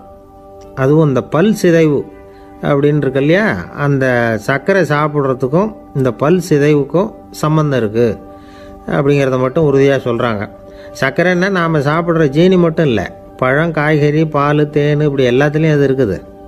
கேரட்டு கொடுக்குற சத்தில் 88% சர்க்கரை, ஆப்பிள் கொடுக்குற சக்தியில் 95% சர்க்கரை. இது ஜீனி சர்க்கரை, இது ஆப்பிள் சர்க்கரை அப்படிங்கிற வித்தியாசம்லாம் உடம்புக்கு கிடையாது. ரெண்டுமே உடனடியாக சக்தி கொடுக்குது. ஒரு ஸ்பூன் சர்க்கரையில் 16 கலோரி தான் சத்து இருக்குது. அதிகமாக சர்க்கரை சாப்பிட்டா நீரிழிவு வந்துருங்கிறது தப்பான ஒரு அபிப்பிராயம். டயபெட்டிஸுங்கிறது ஒரு மெட்டபாலிக் டிசார்டர், அவ்வளவுதான். அதாவது நாம் சாப்பிட்ற சர்க்கரையை நம்ம உடம்பு திறமையாக உபயோகப்படுத்திக்க முடியல அப்படின்னு அர்த்தம். அதனால தான் அதிகமாக இனிப்பு வேணாம்னு சொல்கிறோம். ஏற்கனவே உடம்பால் முடியாத ஒன்றை மறுபடியும் அது தலையில் சுமத்தி அதிகமாக வேலை வாங்க வேணாமே அப்படிங்கிறதுக்காக தான். ஆகாரத்தில் அதிகமாக சர்க்கரை இருந்தால் அதனால் உடனே சர்க்கரை வியாதி வந்துடும்ங்கிறதுக்கு விஞ்ஞான ரீதியாக போதுமான ஆதாரம் இல்லை. அதனால் எப்போவாவது அதிகமாக ஸ்வீட்டு சாப்பிட்டுட்டா ஐயோ அதிகமாக சாப்பிட்டோமோ என்ன பண்ண போகுது தெரியலையே அப்படின்னு நினச்சி மனசை போட்டு குழப்பிக்க வேண்டியதில்லை. பொதுவாக எதுவுமே அதிகமாக வேண்டாம், எல்லாம் சீராக இருந்தால் போதும். நீரிழிவுங்கிறது புதுசாக வந்துட்ட ஒரு நோய் இல்லை, ரொம்ப காலமாகவே இருக்கிற ஒன்று தான்.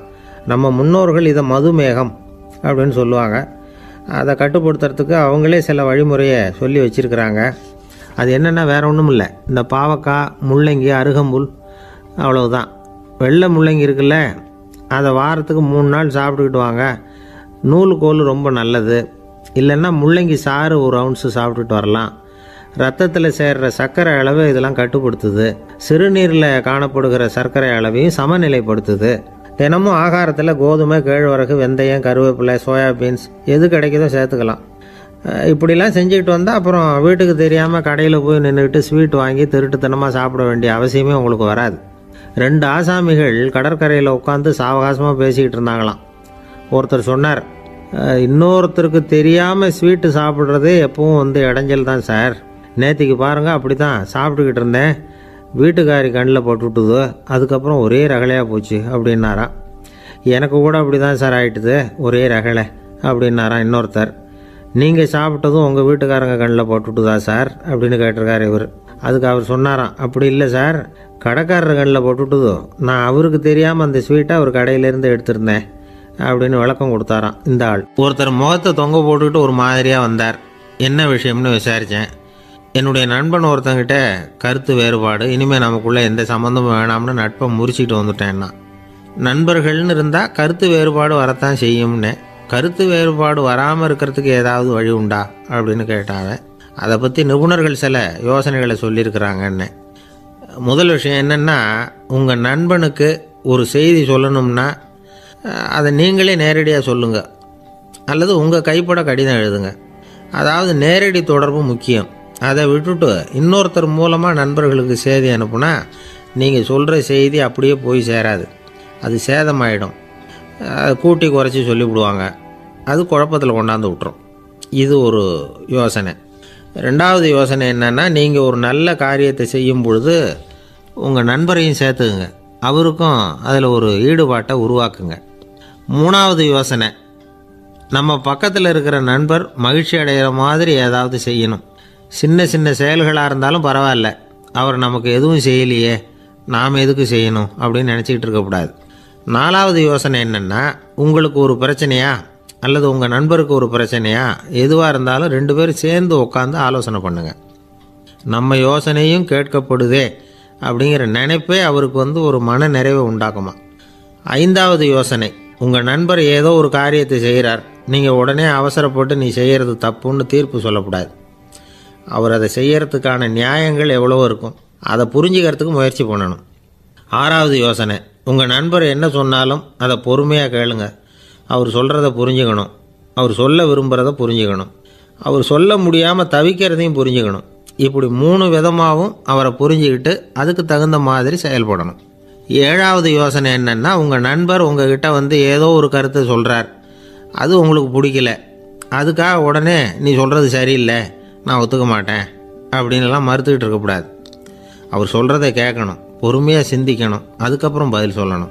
இப்படிலாம் நடந்துக்கிட்டால் நண்பர்களுக்குள்ள கருத்து வேறுபாடு வர்றதுக்கு வாய்ப்பே இருக்காது அப்படின்னு வல்லுநர்கள் தொகுத்து சொல்லியிருக்கிறாங்க இந்த யோசனைகளை. எனக்கு தெரிஞ்ச சில நண்பர்கள் உண்டு, அவங்களுக்குள்ளேயும் கருத்து வேறுபாடுகள் வராமல் இருக்கிறதுக்கு சில நுட்பங்களை கையாளுறது உண்டு. ஒருத்தர் சொன்னார், அந்த டாக்டர் சின்ன வயசுலேருந்து என் கூட பழகினவர், நாங்கள் 2 பேரும் இணை பிரியாத நண்பர்கள். இருந்தாலும் எனக்கு உடம்பு சரியில்லைன்னா நான் அவர்கிட்ட வைத்தியம் பார்த்துக்க மாட்டேன் அப்படின்னார் ஒருத்தர். ஏன் அப்படின்னு கேட்டேன். எங்கள் நட்பு கெட்டுப்போடக்கூடாது இல்லையா, அதனால தான் அப்படின்னாரு இவர். ஒரு மனுஷனுக்கு 3 விதத்தில் கர்வம் உண்டாகிறதுக்கு வாய்ப்பு உண்டு. பணம், பதவி, புகழ். பணம் அதிகமாக வந்தால் கர்வம் வரலாம், பதவி பெருசாக வந்துட்டுதுன்னா கர்வம் வரலாம், புகழ் அதிகமாக போனாலும் கர்வம் வரலாம். இந்த 3 வகையான கர்வத்துக்கும் இடம் கொடுக்காமல் இருக்கிறாங்க பாருங்கள், அவங்க தான் சிறந்த மனிதர்கள். ஒரு பெரிய பொறுப்பில் இருக்கிறவங்களுக்கு கர்வம் வந்துடக்கூடாது. அப்படி வந்துட்டுதுன்னா அது எல்லாருக்கும் இடைஞ்சல். ஒரு ராஜா இருந்தார். அவர் ஒரு நாள் தன்னுடைய தலைநகரத்தை சுற்றி வந்துக்கிட்டு இருந்தார். ஒரு இடத்துல ஒரு அழகான நிலத்தை பார்த்தார். ஆஹா, இந்த இடத்துல நமக்குன்னு ஒரு மாளிகையை கட்டினா எவ்வளோ நல்லாயிருக்கும் அப்படின்னு நினச்சார். ராஜா நினச்சா அது முடியாத காரியமா? சரி, இந்த நிலம் யாருக்கு சொந்தம்னு விசாரிங்க அப்படின்னார் பக்கத்தில் இருந்தவங்க கிட்ட. அவங்கெல்லாம் ஓடி போய் விசாரித்தாங்க. அந்த இடம் ஒரு வயசான கிழவிக்கு சொந்தம், வயசான அம்மாவுக்கு சொந்தமாக. அந்த அம்மா தான் அதில் ஒரு குடிசையை போட்டு குடியிருந்துகிட்டு இருக்கிறாங்க. சரி, அந்த நிலத்துக்கு ஒரு விலையை நிர்ணயம் பண்ணி அதை அந்த வயசான அம்மா கிட்ட கொடுத்துருங்கோ அப்படின்னு உத்தரவு போட்டார் ராஜா. ஆனால் அந்த அம்மா இது எங்கள் பூர்வீக இடம், இதை விற்க மாட்டேன் அப்படின்னு சொல்லிவிட்டுது. சரி, 2 பங்கு விலை கொடுக்குறோம்னு சொல்லி பாருங்க அப்படின்னாங்க. அப்படியே சொன்னாங்க அரண்மனை ஆட்கள். அதுக்கும் சம்மதிக்கலை அந்த அம்மா. இதை கேள்விப்பட்டதும் ராஜாவுக்கு கோபம் வந்துட்டுது. தன்னுடைய ஆளுங்களை கூப்பிட்டார். போய் அந்த குடிசையை பிரிச்சேரிங்க, காசெல்லாம் ஒன்றும் கொடுக்காதீங்க அப்படின்னு கத்தினார். அவ்வளோதான். அடுத்த நிமிஷம் அரண்மனை ஆசாமிகள் போனாங்க, குடிசையை பிரித்து எரிஞ்சாங்க. அந்த வயசான அம்மா இருக்குது, அதுவும் அந்த இடத்த விட்டு துரத்தி விட்டாங்க. அந்த இடத்துல ஒரு அரச மாளிகையை கட்டி முடிச்சிட்டாங்க. அந்த வயசான அம்மா பாவம், ராஜாவே இப்படி பண்ணால் யார்கிட்ட போய் முறையிட முடியும்? ஒரு ஞானி இருந்தார், அவர்கிட்ட போய் சொன்னாங்க. அவர் இவங்க சொன்னதை கேட்டு மனசில் வச்சுக்கிட்டார். ஒரு நாள் அந்த ராஜாவே இந்த ஞானியை கூப்பிட்டார். புதுசாக ஒரு மாளிகை கட்டியிருக்கிறேன், வந்து பாருங்கன்னு. சரின்னு சொல்லி இந்த பெரியவர் ஒரு நாள் அந்த மாளிகைக்கு போனார். சும்மா போகல, ஒரு கழுதையையும் ஓட்டிகிட்டு போனார். கொஞ்சம் சாக்குகள், வெத்து சாக்கு, அதையும் எடுத்து கழுதை முதுகில் போட்டு கழுதையை ஓட்டிகிட்டு போகிறார். ராஜா பார்த்தார். அவருக்கு இது ஆச்சரியமாக இருந்தது. என்ன இது, மாளிகைக்கு வந்துட்டு போங்கன்னு கூப்பிட்டா கழுதை, சாக்கு இதெல்லாம் கொண்டு வராரே, ஒன்றும் புரியலையேன்னு நினச்சார். எதுக்காக இதெல்லாம்னு கேட்டார். அரசருடைய தோட்டத்திலேருந்து கொஞ்சம் மண் எடுத்துகிட்டு போகிறதுக்கு ஆசைப்படுறேன், அதுக்கு நீங்கள் அனுமதி கொடுக்கணும் அப்படின்னாரு இவர். இது என்ன வேடிக்கையான கோரிக்கையாக இருக்குது அப்படின்னு நினச்சார் ராஜா. இருந்தாலும் மண்ணு தானே கேட்குறாரு, எடுத்துகிட்டு போகட்டுமே அப்படின்னு நினச்சார். சரின்னு அனுமதி கொடுத்தார். அந்த பெரியவர் தோட்டத்துக்கு போனார், மண்ணை வெட்டினார், சாக்கில் போட்டு நிரப்புனார். ராஜாவை கொஞ்சம் கிட்ட வாங்கன்னு கூப்பிட்டார். இந்த மண் மூட்டையை தூக்கி கழுதையோட முதுகில் வைக்கணும், கொஞ்சம் உதவி பண்ணுங்கன்னார். ஓ, பண்ணுறேனே அப்படின்னு சொல்லி ராஜா கிட்ட போனார். மூட்டையை தூக்கி பார்க்குறாரு, முடியல, திணறி போயிட்டார். இப்போ அந்த ஞானி பேசினாராம். அரசே, இந்த ஒரு சாக்கு மண்ணையே உங்களால் தூக்க முடியல, அந்த கிழவிகிட்ட இருந்து அந்த அக்கிரமமாக அபகரித்த இந்த தோட்டம் பூராவையும் சுமக்கணும்னு ஆசைப்படுறீங்களே, அது உங்களால் முடியுமா அப்படின்னு கேட்டாராம். ராஜா யோசனை பண்ண ஆரம்பித்தார். தன்னுடைய செயலுக்காக வருத்தப்பட்டாராம். அந்த வயசான அம்மாவை உடனடியாக வரவழைச்சார். தாயே, தப்பு பண்ணிட்டேன், என்னை மன்னிச்சுக்குங்க, இன்னையிலேருந்து இந்த மாளிகையும் தோட்டமும் உங்களுக்கு தான் சொந்தம் அப்படின்னு சொல்லிவிட்டாராம். போகிறப்ப இந்த உலகத்திலேருந்து எண்ணத்தை எடுத்துகிட்டு போக போகிறோம், அதனால் ரொம்பவும் அலட்டிக்க வேண்டியதில்லை, கர்வப்பட வேண்டியதில்லை அப்படிங்கிறது ஒரு பெரிய உபதேசம். ஒரு பெரிய மனுஷன் சாக கிடந்தார், ரொம்பவும் அழுதார். ஏன் அழறீங்க அப்படின்னு கேட்டாங்க சுற்றி இருந்தவங்க. நான் சாகிறதுக்காக கவலைப்படலை, நான் நம்ம ஜனங்களுக்காக எவ்வளவோ காரியம்லாம் செஞ்சுக்கிட்டு வந்தேன். நான் செஞ்சுக்கிட்டு வந்த சேவையை இனிமேல் யார் செய்ய போகிறாங்க, அது யாரால முடியும், அதை நினச்சி தான் அழறேன் அப்படின்னாராம். ஒருத்தர் முன்னாடி வந்தார். அதுக்காக நீங்கள் கவலைப்படாதீங்க, உங்கள் சேவையை தொடர்ந்து செய்கிறதுக்கு என்ன மாதிரி இளைஞர் பட்டாலும் தயாராக இருக்குது, இருந்தாலும் எங்கள் கவலை என்னென்னா அப்படின்னு இழுத்தார். என்ன சொல்லுங்கன்னு கேட்டார் அவர். நீங்கள் இதுவரைக்கும் என்ன சேவை செஞ்சுக்கிட்டு வந்தீங்க, அதுதான் எங்களுக்கு இன்னமும் புரியாத புதிராக இருக்குது அப்படின்னாராம் அவர். இந்த காலத்து புள்ள ஒருத்தன் தன்னோட அப்பாவை பார்த்து சொன்னான். அப்பா, நான் உனக்கு உதவி செய்யலாம்னு நினைக்கிறேன், என்ன உதவி செய்யணும்னு சொல்லு அப்படின்னா. நீ சும்மா இருந்தால் அதுவே எனக்கு செய்கிற பெரிய உதவிடா அப்படின்னார் அப்பா. சும்மா இருக்கிறதும் ஒரு உதவி தான். அது மாதிரி மௌனமும் ஒரு சமூக சேவை தான் அப்படிங்கிறார் காஞ்சி பெரியவர். நமக்கு 5 புலன்கள் இருக்குது: மெய், வாய், கண், மூக்கு, செவி. இந்த 5லேயும் அதிகப்படியான வேலை எதுக்குன்னு நினைக்கிறீங்க? வாய்க்கு தான். ஏன்னா அதுக்கு 2 வேலை. இப்போ கண்ணுக்கு பார்க்குறது மட்டும்தான் வேலை, காதுக்கு கேட்குறது மட்டும்தான் வேலை, மூக்குக்கு வாசனை அறியறது தான் வேலை, உடம்புக்கு உணர்றது மட்டும்தான் வேலை. ஆனால் வாய் அப்படி இல்லை, அதுக்கு 2 வேலை. சாப்பிட்றதும் அதுதான், பேசுகிறதும் அதுதான். அதாவது வாய் ஒன்று தான் கர்மேந்திரியமாகவும் இருக்குது, ஞானேந்திரியமாகவும் இருக்குது அப்படின்னு சொல்லுவாங்க. சாப்பாட்டில் உட்காந்தா எந்தெந்த ஆகாரம் என்னென்ன ருசின்னு அறிவிக்கிற வேலையும் செய்யுது. சபையில் உட்காந்தா பாடுறது, பேசுறது, சிரிக்கிறது, இது மாதிரியான வேலையும் செய்யுது. இன்னொரு வித்தியாசம், கண்ணு, காது, மூக்கெல்லாம் ஸ்ட்ரெயின் பண்ணிட்டு வேலை செய்கிறதில்ல. ஒரு ரோஜா பூ பார்த்தா உடனே மூக்கு அப்படியும் இப்படியும் அசைய ஆரம்பிக்கிறதில்ல. ஒரு சங்கீதத்தை கேட்ட உடனே காது ஆட ஆரம்பிக்காது. ஆனால் வாய் அப்படி இல்லை, அது பேசினாலும் சரி சாப்பிட்டாலும் சரி அசைஞ்சு தான் ஆகணும். ஆக மற்றதை விட வாய்க்கு வேலை ஜாஸ்தின்னு தெரியுது. சாப்பிட்றது, பேசுறது அப்படின்னு 2 காரியம் அதுக்கு. இப்படி 2 காரியம் இருக்கிறதுனால அது 2ஐயும் பாதியாக குறைச்சிக்கணுங்கிறது கடவுள் அபிப்பிராயமாக இருக்கணும் அப்படிங்கிறார் காஞ்சி பெரியவர். ஆனால் இப்போ நாம் அப்படியே நடந்துக்கிறோம், அதுக்கு நேர்மாறாக நடந்துக்கிறோம். நாம் சாப்பிட்றதும் அதிகம், பேசுகிறதும் அதிகம், 2 வேலையையும் தேவைக்கு அதிகமாகவே செய்கிறோம். வாய் தான் ரொம்ப ஓவர் ஒர்க்குடு. அதுக்கு ஓய்வு கொடுத்தா உடம்பும் நல்லாயிருக்கும், உலகமும் நல்லாயிருக்கும். மௌன விரதம் இருக்கிறதெல்லாம் எதுக்காக நினைக்கிறீங்க? இதுக்காக தான். இந்த காலத்தில் மௌனமாக இருக்கிறவங்கெல்லாம் மகத்தான தொண்டு செய்கிறாங்க அப்படின்னு தான் சொல்லணும். சத்தம் அதிகமாக போய் தான் சவுண்டு பொல்யூஷன் வருது. அது மட்டும் இல்லை, மௌனமாக இருந்தால் சண்டை சச்சரவே வராது. மௌனம் கலக நாஸ்தி.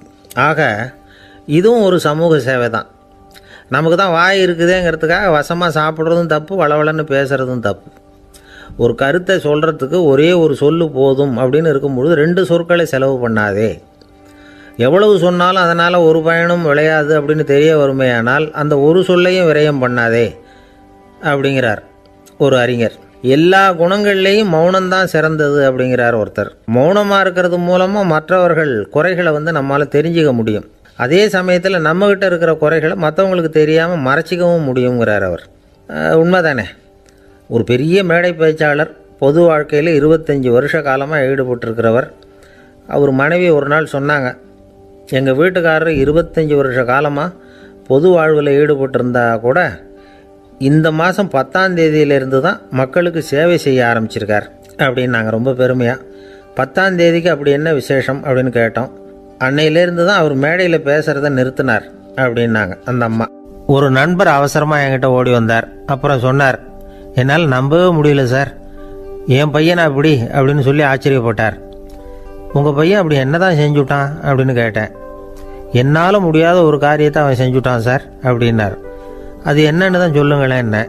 5ஆவது வகுப்பில் அவன் ஒரே தடவையில் தேறிட்டான் சார், அதாவது ஒரே அட்டம்ப்டில் பாஸ் ஆகிருக்கான் அப்படின்னார் மூச்சு வாங்க. கஷ்டப்பட்டு பரீட்சை எழுதுனது அவன், இவருக்கு ஏன் மூச்சு வாங்குது?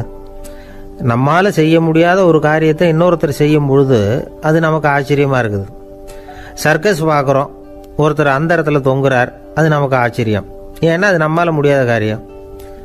நம்மால் முடியாத ஒன்றை அடுத்தவர் எளிதாக செய்யும் பொழுது நாம் மருள்வது இயற்கை. இதை தான் தொல்காப்பியம் மருட்கை அப்படின்னு சொல்லுது. இந்த வியப்பு இருக்குதே, இது 4 வகையில் ஏற்படுறதாக தொல்காப்பியம் சொல்லுது. அது என்ன 4 வகை? முதல் வகை எப்படின்னா, புதுமையான அரிய செயல்களை செய்கிறது. 2வது வகை என்னென்னா பெரும் செயல்களை செய்கிறது. 3வது வகை என்னென்னா மிக நுட்பமான செயல்களை செய்கிறது. 4வது வகை என்னென்னா ஆக்கம் தரும் செயல்களை செய்கிறது. புதுமை, பெருமை, சிறுமை, ஆக்கமோடு மதினம் சாலா மருட்கை 4 அப்படிங்கிறது தொல்காப்பியம். இன்றைக்கி விஞ்ஞானம் புதுசு புதுசாக எதையோ கண்டுபிடிக்குது. ஆரம்பத்தில் அது ஆச்சரியமாக இருக்குது, அப்புறம் அது நமக்கு பழகி போடுது.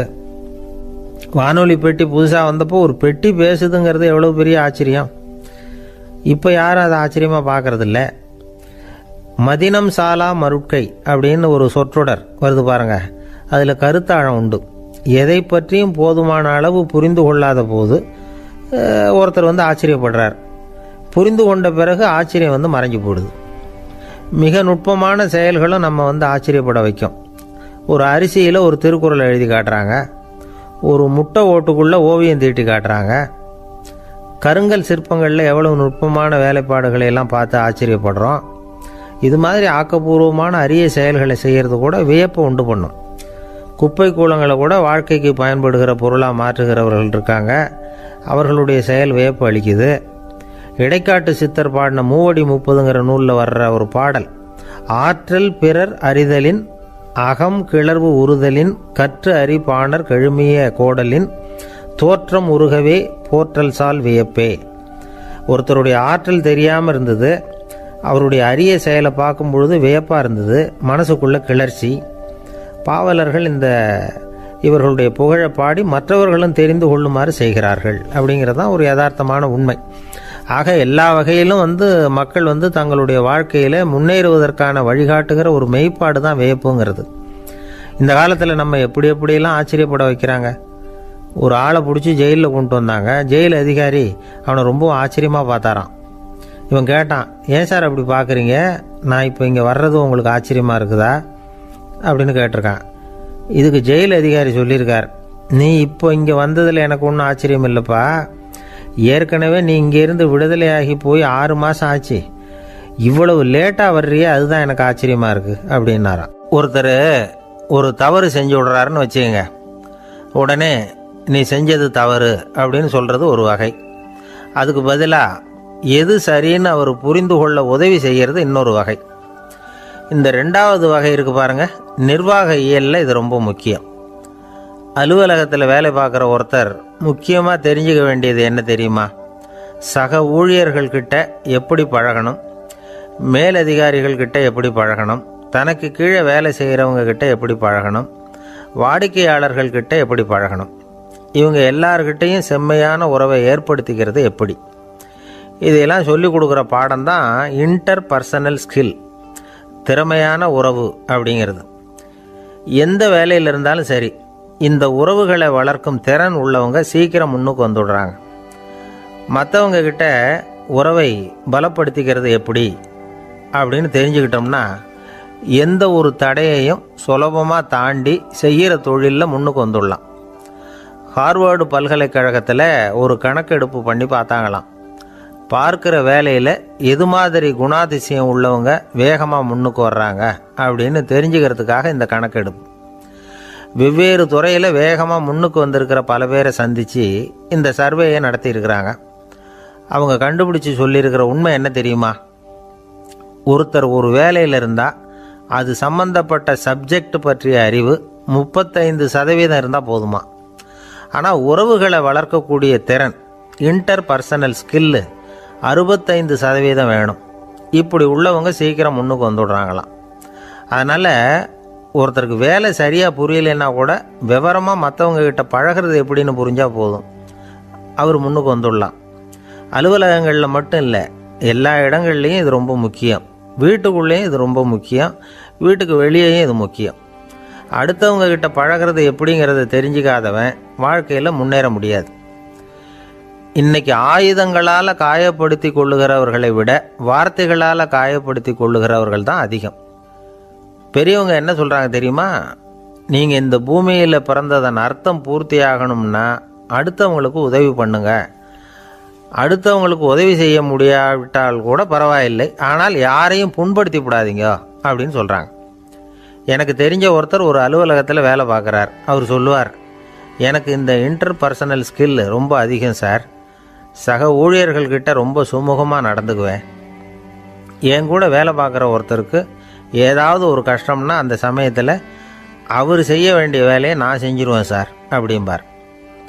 நான் அவர்கிட்ட சமீபத்தில் அப்படி ஏதாவது செஞ்சுருக்கீங்களா அப்படின்னு கேட்டேன். செஞ்சுருக்கேன் சார். போன வாரம் புதன்கிழமை ஆஃபீஸில் என் பக்கத்து சீட்டுக்காரருக்கு வயிற்று வலி, உடனே நான் மெடிக்கல் லீவ் போட்டுவிட்டு எங்கள் வீட்டுக்கு போயிட்டேன் சார் அப்படின்னார். ஒரு அம்மா தெருவில் உட்காந்து என்னத்தையோ தேடிட்டு இருக்கிறாங்க. அந்த அம்மா ஒரு சுஃபி ஞானி. அவங்க பேர் என்னென்னா ரபியா அல் அடாவியா. அந்த அம்மாவுக்கு கண் கூட தெளிவாக தெரியாது. அந்த பக்கமாக வந்த சில பேர் இவங்களுக்கு உதவி செய்கிறதுக்காக வந்தாங்க. என்ன தேடிட்டு இருக்கிறீங்க அப்படின்னு கேட்டாங்க.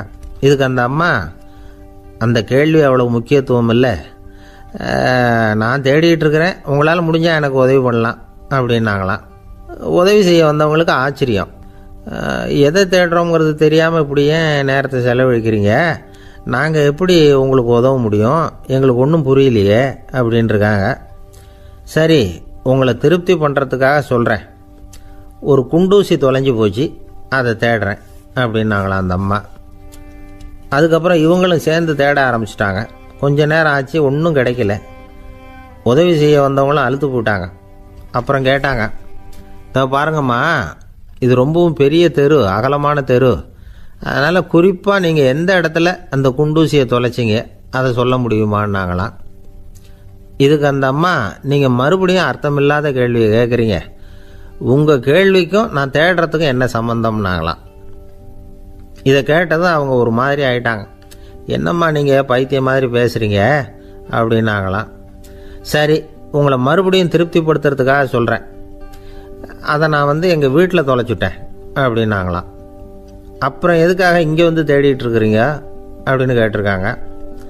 ஏன்னா இங்கே தான் வெளிச்சம் அதிகமாக இருக்குது, அங்கே வீட்டுக்குள்ளே இருட்டாக இருக்குது, அதனால் இங்கே வந்து தேடுறேன், வெளிச்சம் உள்ள இடத்துல தானே தேட முடியும் அப்படின்னாங்களாம் அந்த ஞானி. இந்த கதைக்கு என்ன அர்த்தங்கிறத பெரியவங்க சொல்கிறாங்க. அதாவது இந்த தேடுதல்ங்கிறது ஒரு வியாதி. அது நம்ம சதா அலைய வைக்கும், பைத்தியமாக மாற்றுறதுக்கு முயற்சி பண்ணோம்.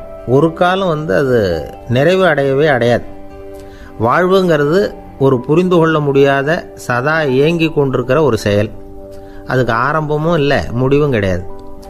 எதையோ தேடணும் அப்படிங்கிற உந்துதல் நமக்குள்ளே இருக்கும், ஆனால் குறிப்பாக எதை தேடிட்டு இருக்கிறோம் அப்படிங்கிறது புரியாது. அப்படி ஏதாவது ஒன்றை தேடி அடைஞ்சிடுறோம்னு வச்சுக்கோங்க, உடனே ஒரு அதிருப்தி வந்துடும். அதனால் வாழ்க்கைங்கிறது சலிப்பு நிறைந்தது அப்படிங்கிற எண்ணத்தை உண்டாக்கிக்கிறோம். ஒன்று அடைஞ்சதுக்கு அப்புறம் இன்னொன்று தேட ஆரம்பிச்சிருவோம். ஆக இந்த தேடல்ங்கிறது நாம் ஒன்று அடைஞ்சாலும் அடையாவிட்டாலும் தொடர்ந்து நடந்துக்கிட்டு தான் இருக்கும். இதுக்கு முடிவே கிடையாது. இந்த உண்மையை நாம் நல்லா புரிஞ்சுக்கணும் அப்படிங்கிறது பெரியவங்களுடைய கருத்து. ஏழையும் தேடுறான், பணக்காரனும் தேடுறான், நோயாளியும் தேடுறான், நோய் இல்லாதவனும் தேடுறான், அதிகாரம் உள்ளவனும் தேடுறான், அதிகாரம் இல்லாதவனும் தேடுறான், முட்டாளும் தேடுறான், அறிவாளியும் தேடுறான். ஆனால் யாரும் இதை தான் தேடி சாதிக்க போகிறோம், இதுதான் முடிவு அப்படின்னு திட்டவட்டமாக சொன்னதில்லை. ஒன்று அடைஞ்சதும் இன்னொன்று தேட ஆரம்பிச்சிடுறாங்க, அவ்வளோதான். அதாவது உங்களின் தேடுபவர் உங்கள் உள்ளேதான் இருக்கிறார், அவரை தேடி கண்டுபிடியுங்கள். இதுதான் ஞானிகள் நமக்கு சொல்லுகிற ஒரு ஆலோசனை. நம்மால் ஒருத்தன் ஜெயிலில் இருந்தான்.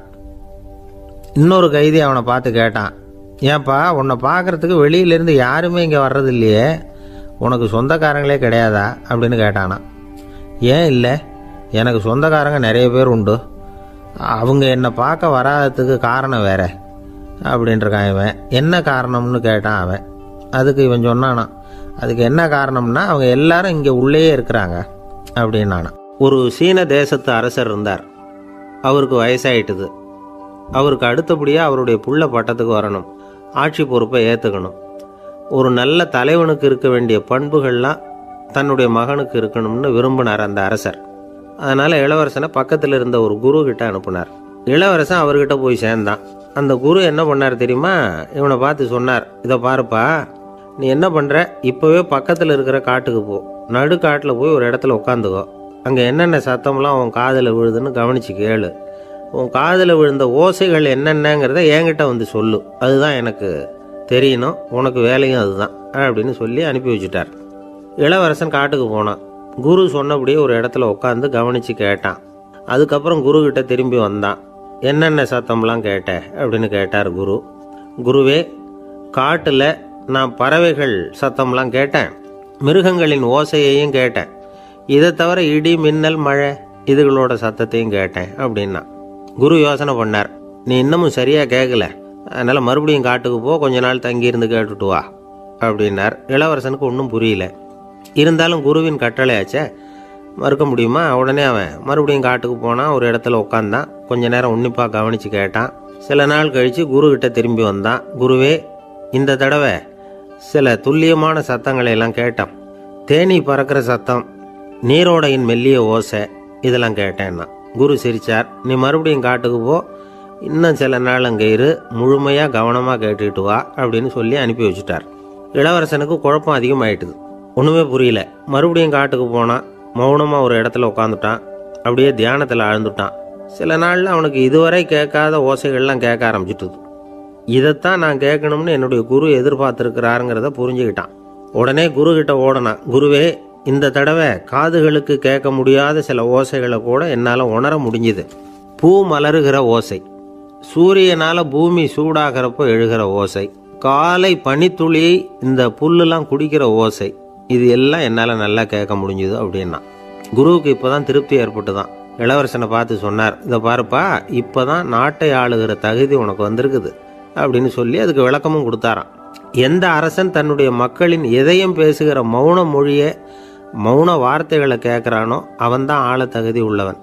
எந்த அரசன் தன்னுடைய மக்களின் உணர்ச்சிகளை உண்மையாக உணர்றானோ அவன்தான் முதன்மையான அரசன். போலி வார்த்தைகளை மட்டும் கேட்டுட்டு பல மௌன ராகங்களை காதில் வாங்கிக்காதவன் அரசனே இல்லை. எந்த நாட்டில் எப்போ ஒரு அரசன் தன்னுடைய மக்களின் உணர்ச்சிகளை கேட்க மறுக்கிறானோ அன்னையிலேருந்தே அந்த நாடு அழிய தொடங்குது அப்படின்னு அர்த்தம்.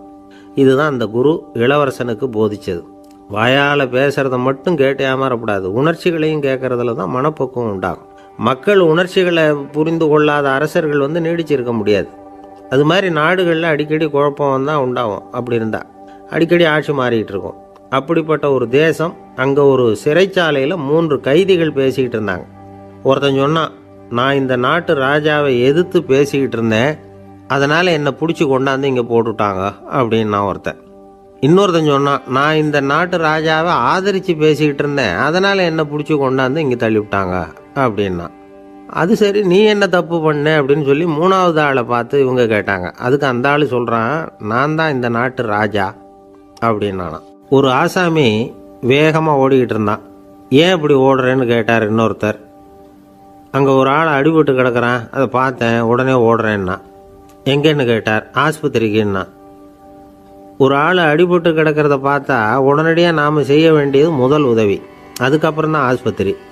இன்றைக்கி விபத்துங்கிறது சர்வசாதாரணமாக நடந்துக்கிட்டு இருக்குது. வாகன விபத்து, வெடிகுண்டு விபத்து, தீ விபத்து, கட்டடம் சரியறது, பூகம்பம், இப்படி நிறைய நடக்குது. ஒரு விபத்தை பார்த்துட்டா நம்மளில் பல பேர் நமக்கு என்னத்துக்கு வம்புன்னு ஒதுங்கி போயிடுறதும் உண்டு. சில பேர் துணிஞ்சு கிட்ட போய் உதவி செய்கிறதும் உண்டு. அப்படி உதவி செய்ய நினைக்கிறவங்களுக்கு உபயோகப்படுற தகவல் இது. விபத்தில் காயமடைஞ்சவங்களை 3 பிரிவாக பிரிக்கலாமா.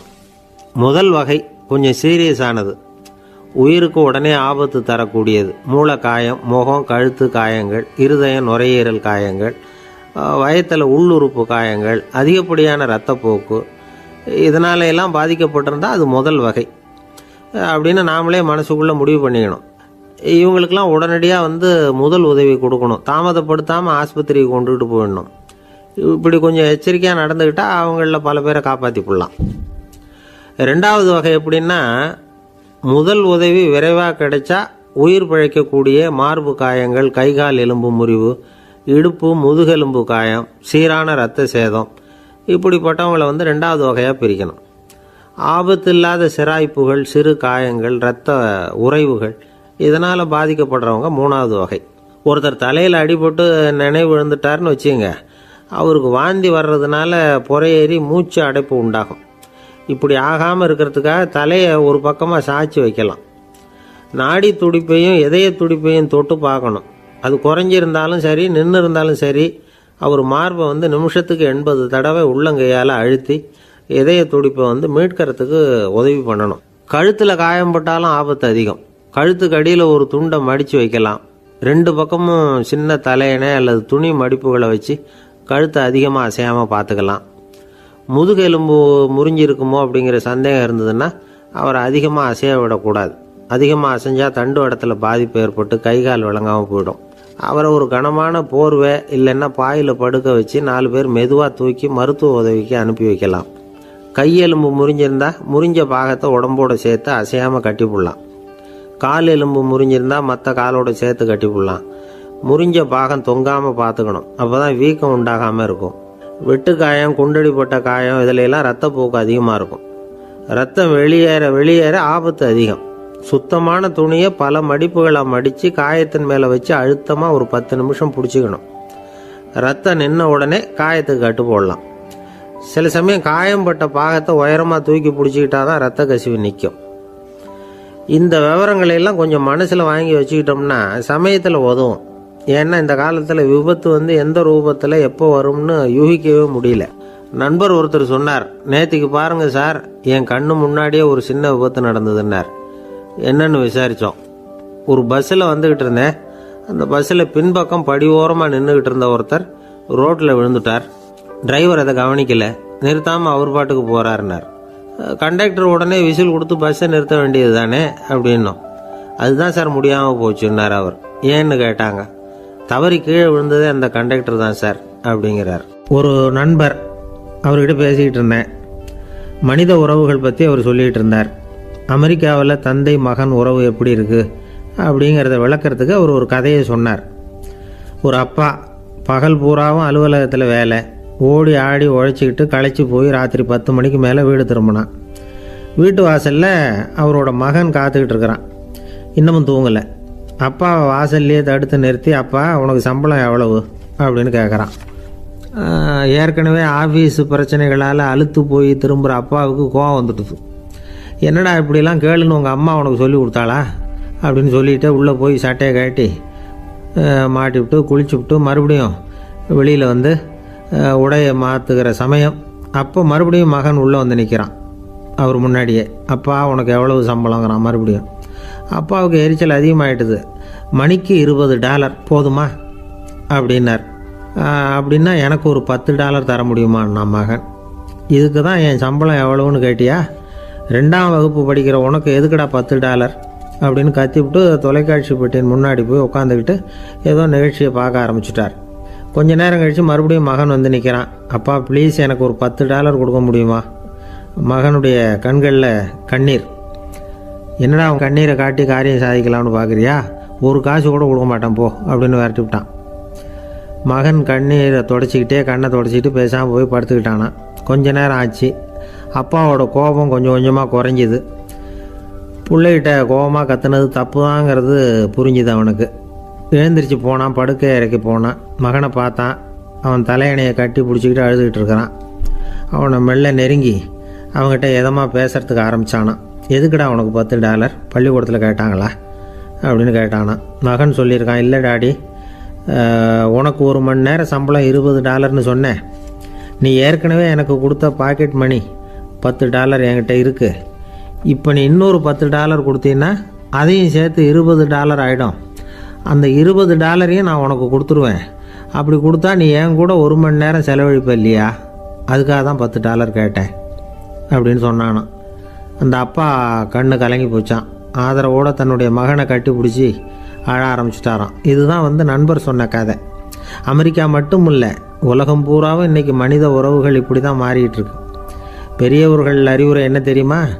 உங்கள் குழந்தைகளிடமிருந்து குழந்தை பருவத்தை பிரித்து விடாதீர்கள் அப்படிங்கிறது தான். அதாவது இன்றைய குழந்தைகள் தங்கள் பிருந்தாவனத்தை இழந்து விடுகிறார்கள் அப்படிங்கிறது அவங்களுடைய கருத்து. இந்த நிலைக்கு நாம் காரணமாக இருந்துடக்கூடாது. குழந்தைகளோட விளையாடுவோம், குடும்பத்தோடு உறவாடுவோம் அப்படிங்கிறது தான் நம்முடைய நோக்கமாக இருக்கணும். இன்றைய உறவு முறைக்கு இன்னொரு உதாரணம் சொல்லுவாங்க. ஒருத்தர் வந்தாராம். அவர் பக்கத்தில் ஒரு சின்ன பையன். நாம் அவரை விசாரிக்கிறோம், யார் இந்த பையன் அப்படின்னா அவர் சொல்கிறார், இவன் எனக்கு தூரத்து உறவு அப்படின்னாராம். இந்த தூரத்து உறவுன்னா எப்படின்னு இருக்கான். இதுக்கு அவன் சொல்லியிருக்கிறான், இவன் எங்கள் அப்பாவுக்கு 8வது புள்ள அப்படின்னானான். ஒரு ஊரில் ஒரு பெரிய ஞானி இருந்தார். அவர் படுக்கையில் இருந்தார். இன்னும் கொஞ்ச நேரம்தான் அவர் இந்த உலகத்தில் இருக்க போகிறார். அவரை சுற்றி ஏகப்பட்ட கூட்டம். ஏற்கனவே அவருடைய உபதேசங்களை கேட்டவங்க பல பேர் அவரை சுற்றி நிற்கிறாங்க. அந்த ஞானி மெதுவாக கண்ணை திறந்து பார்க்குறார். எல்லாரும் அவருடைய கடைசி வார்த்தையை கேட்கறதுக்காக அவளோட காத்துக்கிட்டு இருக்கிறாங்க. அந்த ஞானி மெதுவாக பேச ஆரம்பித்தார். நான் என்னுடைய வாழ்நாள் பூராவும் உங்களுக்கு நிறைய போதனைகள் சொல்லிக்கிட்டு இருக்கிறேன். பேரானந்தம், மகிழ்ச்சி, தியானத்தன்மை இதை பற்றியெல்லாம் சொல்லியிருக்கிறேன். இப்போ நான் வேற ஒரு கரைக்கு போய்கிட்டு இருக்கிறேன். நான் இனிமேல் இந்த கரையில் இருக்க மாட்டேன். நீங்கள் நான் சொன்னதையெல்லாம் கேட்டீங்க, ஆனால் எதையும் நீங்கள் நடைமுறைப்படுத்தி பார்க்கல. எல்லாம் கேட்டதோடு சரி, அதோடு விட்டுட்டீங்க. அப்புறம் அதை தள்ளி போட்டுக்கிட்டே வந்துட்டீங்க. மேலும் அதை தள்ளி போடுறதுல எந்த பிரயோஜனமும் கிடையாது. இப்போ நான் போய்கிட்டு இருக்கிறேன். உங்களில் யாராவது என்னோட வர்றதுக்கு தயாரா அப்படின்னு கேட்டார். அவ்வளவுதான். யாரும் வாயை திறக்கலை. ஒரே மௌனம், சத்தமே இல்லை. ஒருத்தர் பார்த்துக்கிட்டே நிற்கிறாங்க. அந்த கூட்டத்தில் ஒரு ஆள், அந்த ஞானி கூடவே 40 வருஷத்துக்கு மேலே இருந்திருக்கிறான். அவனும் வாயை திறக்காமல் இன்னொருத்தன் முகத்தை பார்த்துக்கிட்டே நிற்கிறான். இந்த சமயத்தில் பின்னாடி நின்றுக்கிட்டு இருந்த ஒருத்தன் கையை தூக்கினான். ஞானி அவனை பார்த்தார். சரி, ஒருத்தனுக்காவது நம்மோட வர்றதுக்கு தைரியம் இருக்குது அப்படின்னு நினச்சார். ஆனால் அந்த ஆள் என்ன சொன்னான் தெரியுமா? ஐயா, நீங்கள் கேட்குறப்போ நான் உடனே எழுந்திருக்கல, கையை மட்டும்தான் தூக்கினேன். என்ன காரணம்னா, நான் எப்படி அடுத்த கரைக்கு வந்து சேர்றதுங்கிறது தெரிஞ்சுக்கிறதுக்காகத்தான். அந்த விவரத்தை மட்டும் இப்போ உங்ககிட்ட இருந்து நான் தெரிஞ்சுக்க ஆசைப்படுறேன். ஏன்னா இப்போ நான் உங்கள் கூட வர்றதுக்கு தயாராக இல்லை. எவ்வளவோ காரியங்களை நான் இன்னும் இங்கே முடிக்க வேண்டி இருக்குது. வீட்டுக்கு ஒரு விருந்தினர் வந்திருக்கிறார். என்னுடைய இளைய மகனுக்கு கல்யாணம் பண்ணி வைக்கணும். அதனால் இன்றைக்கி உங்கள் கூட வர முடியாது. அது மட்டும் இல்லை, இப்போ உங்கள் கூட அடுத்த கரைக்கு வந்தால் திரும்பி வர முடியாதுன்னு வேறு சொல்கிறீங்க. அதனால் இப்போ நான் வரல. இன்னொரு நாள் நிச்சயமாக நான் வர்றேங்க, வந்து உங்களை சந்திக்கிறேன். அதனால் இப்போ நீங்கள் இன்னொரு தடவை எங்களுக்கு விளக்கமாக சொல்லணும். ஏற்கனவே பல தடவை சொல்லியிருக்கிறீங்க.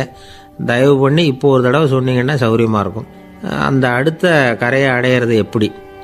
இப்போ ஒரு தடவை அதை விளக்கமாக சொல்லிட்டிங்கன்னா நல்லா ஞாபகப்படுத்திக்குவேன். அது சரியான சமயம் வர்றப்போ இது எனக்கு உதவியாக இருக்கும் அப்படின்னு நானும். ஆனால் உண்மை என்ன தெரியுமா? அந்த சரியான சமயம் வரவே இல்லை அப்படிங்கிறது தான் உண்மை.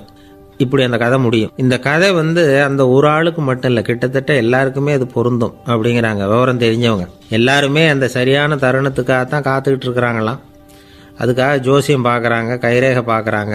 நாளைக்கு என்ன நடக்குங்கிற ஆவலில் எல்லாரும் காத்துக்கிட்டு இருக்கிறாங்க. ஆனால் அந்த ஒரு நாள் ஒருபோதும் வரப்போகிறதில்ல. நீங்கள் தள்ளி போடுறதுக்காக பல அர்த்தமில்லாத காரணங்களை தேடுறீங்க அப்படிங்கிறார் ஒரு ஞானி. காத்திருக்கிறதுலேயே நம்ம காலம் ஓடி போயிடுது. ஏன்னா இன்னைக்கு நாம் சிந்திக்கிறது நாளைக்கு நாம் சிந்திக்கிறது இல்லை. ஒவ்வொரு நாளும் ஒவ்வொரு மாதிரி போயிடுது. நாளைக்கு மறுநாளை பற்றியே சிந்திக்கிறோம். இப்படியே அது பாட்டுக்கு போயிடும். கரையை தொட்டு பார்க்குறது எப்போ? இதுதான் கேள்வி. நமக்கு வேண்டியப்பட்ட ஒருத்தர் ஒரு ரயில்வே பிளாட்ஃபாரத்தில் நின்றுட்டு இருக்கிறார். அங்கே இருக்கிறவங்க கிட்ட கேட்குறாராம், விசாரிக்கிறார். ஏங்க கிழக்க போகிற ரயில் போயிட்டுதுங்களான்னாராம். போயிட்டுதுன்னு இருக்கிறாங்க. கொஞ்ச நேரம் கழித்து ஏங்க மேற்க போகிற ரயில் போயிட்டுதுங்களான்னு கேட்டிருக்காரு. போயிட்டுதுங்களான் இருக்காங்க. அப்புறம் கொஞ்ச நேரம் கழித்து மறுபடியும் ஏங்க 10:30 மணி வண்டி போயிட்டுதான்னு கேட்டிருக்காரு. தொடர்ந்து காலையிலேருந்து சாயந்தரம் வரைக்கும் இப்படி ஒரே இடத்துல நின்றுட்டு கேட்டுக்கிட்டே இருக்கிறார். இதை பார்த்துக்கிட்டு இருந்த ஒருத்தர் அவர்கிட்ட ஏங்க நீங்கள் எங்கே போகணும் அப்படின்னு கேட்டாராம். இவர் மெதுவாக சொன்னாராம், இந்த ரயில்வே லைனை தாண்டி அந்த பக்கம் போகணும் அப்படின்னாராம். நம்பிக்கை இல்லைன்னா இந்த உலகத்தில் நாம் நடமாடவே முடியாது. அவநம்பிக்கையோடு இருந்துக்கிட்டு இருந்தால் என்றைக்கும் அவஸ்தை தான். நாம் நம்புறது நடக்குதோ இல்லையோ அது வேறு விஷயம். ஆனால் எதையும் நம்பி தான் நாம் அடி வைக்க வேண்டியிருக்கு. வேறு ஒன்றும் வேணாம். ஒரு லாட்ரி சீட்டு வாங்குகிறோம். அது எங்கே நமக்கு விழப்போகுது அப்படிங்கிற அவநம்பிக்கையோடவா வாங்குகிறோம்? பரிசு நமக்கு தான் அப்படிங்கிற நம்பிக்கை உள்ளூர இருக்கிறதுனால தான் அதை வாங்குகிறோம். இருந்தாலும் முடிவு வேறு மாதிரி ஆகிடுது. அதுக்காக மனசு சோர்ந்து போகிறதில்ல. அடுத்த மாதமும் சீட்டு வாங்குகிறோம். இந்த நம்பிக்கை தான் மனித வாழ்க்கைக்கு ஆதாரம். ஒரு கடையில் போய் டீ சாப்பிட்றீங்க. அந்த டீ நல்ல டீ தானா, அதில் விஷம் கலந்துருக்குமா அப்படிங்கிற சந்தேகம் வந்துட்டுதுன்னு வச்சுங்க. அதுக்கப்புறம் அதை எப்படி நீங்கள் சாப்பிட முடியும்? நம்பி தான் சாப்பிட்ணும். ரயில் ஒழுங்காக போய் சேருங்கிற நம்பிக்கை இருக்கிறதுனால தான் அதில் ஏறி உட்காடுறோம். லெட்டர் ஒழுங்காக போய் சேருங்கிற நம்பிக்கை இருக்கிறதுனால தான் பெட்டியில் போடுறோம். சரி, நம்ம கதையெல்லாம் நம்மளோட இருக்கட்டும். மனித நம்பிக்கை எந்த அளவுக்கு உறுதியாகவும் அறிவுபூர்வமாகவும் இருக்கணுங்கிறதுக்கு அலெக்சாண்டர் வாழ்க்கையில் நடந்த ஒரு சம்பவத்தை உதாரணமாக சொல்லலாம். இந்த உலகத்தையே ஜெயிக்கணும்னு புறப்பட்டார் அலெக்சாண்டர். ஒரு கட்டத்தில் அவர் சிட்னஸ் நதி கரைக்கு சேர்ந்தார். அந்த சமயத்தில் அவருக்கு கடுமையான நோய் வந்துட்டுது. அவர் கூடவே வந்திருந்த கிரேக்க வைத்தியர்கள் என்னென்னமோ முயற்சியெல்லாம் பண்ணி பார்த்தாங்க. இருந்தாலும் அலெக்சாண்டருக்கு வந்திருக்கிறது என்ன நோய்ங்கிறத அவங்களால கண்டுபிடிக்க முடியல. ஏன்னா அந்த பகுதியில் உள்ளவங்களுக்கு மட்டுமே அதிகமாக வரக்கூடிய ஒரு வினோதமான நோயாக இருந்தது அது. ஆனால் அவர் இருக்கிற இடம் எதிரியோட இடம், பாரசீக மன்னனோட ஆளுகைக்கு உட்பட்ட இடம். என்ன பண்ணுறது அப்படின்னு எல்லாரும் யோசனை பண்ணாங்க.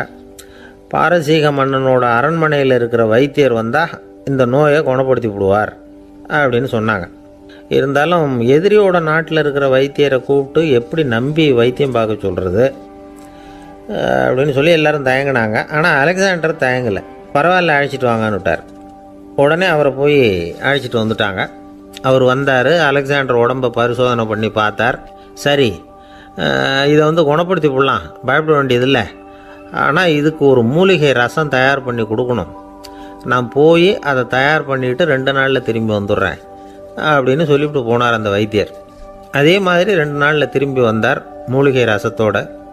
இதுக்கு இடையில் அலெக்சாண்டரோட தளபதிகளில் ஒருத்தர் ரகசியமாக ஒரு எச்சரிக்கை கடிதம் கொடுத்து அனுப்பியிருக்கிறான். அதை வாங்கி என்ன விஷயம்னு பார்த்தார்.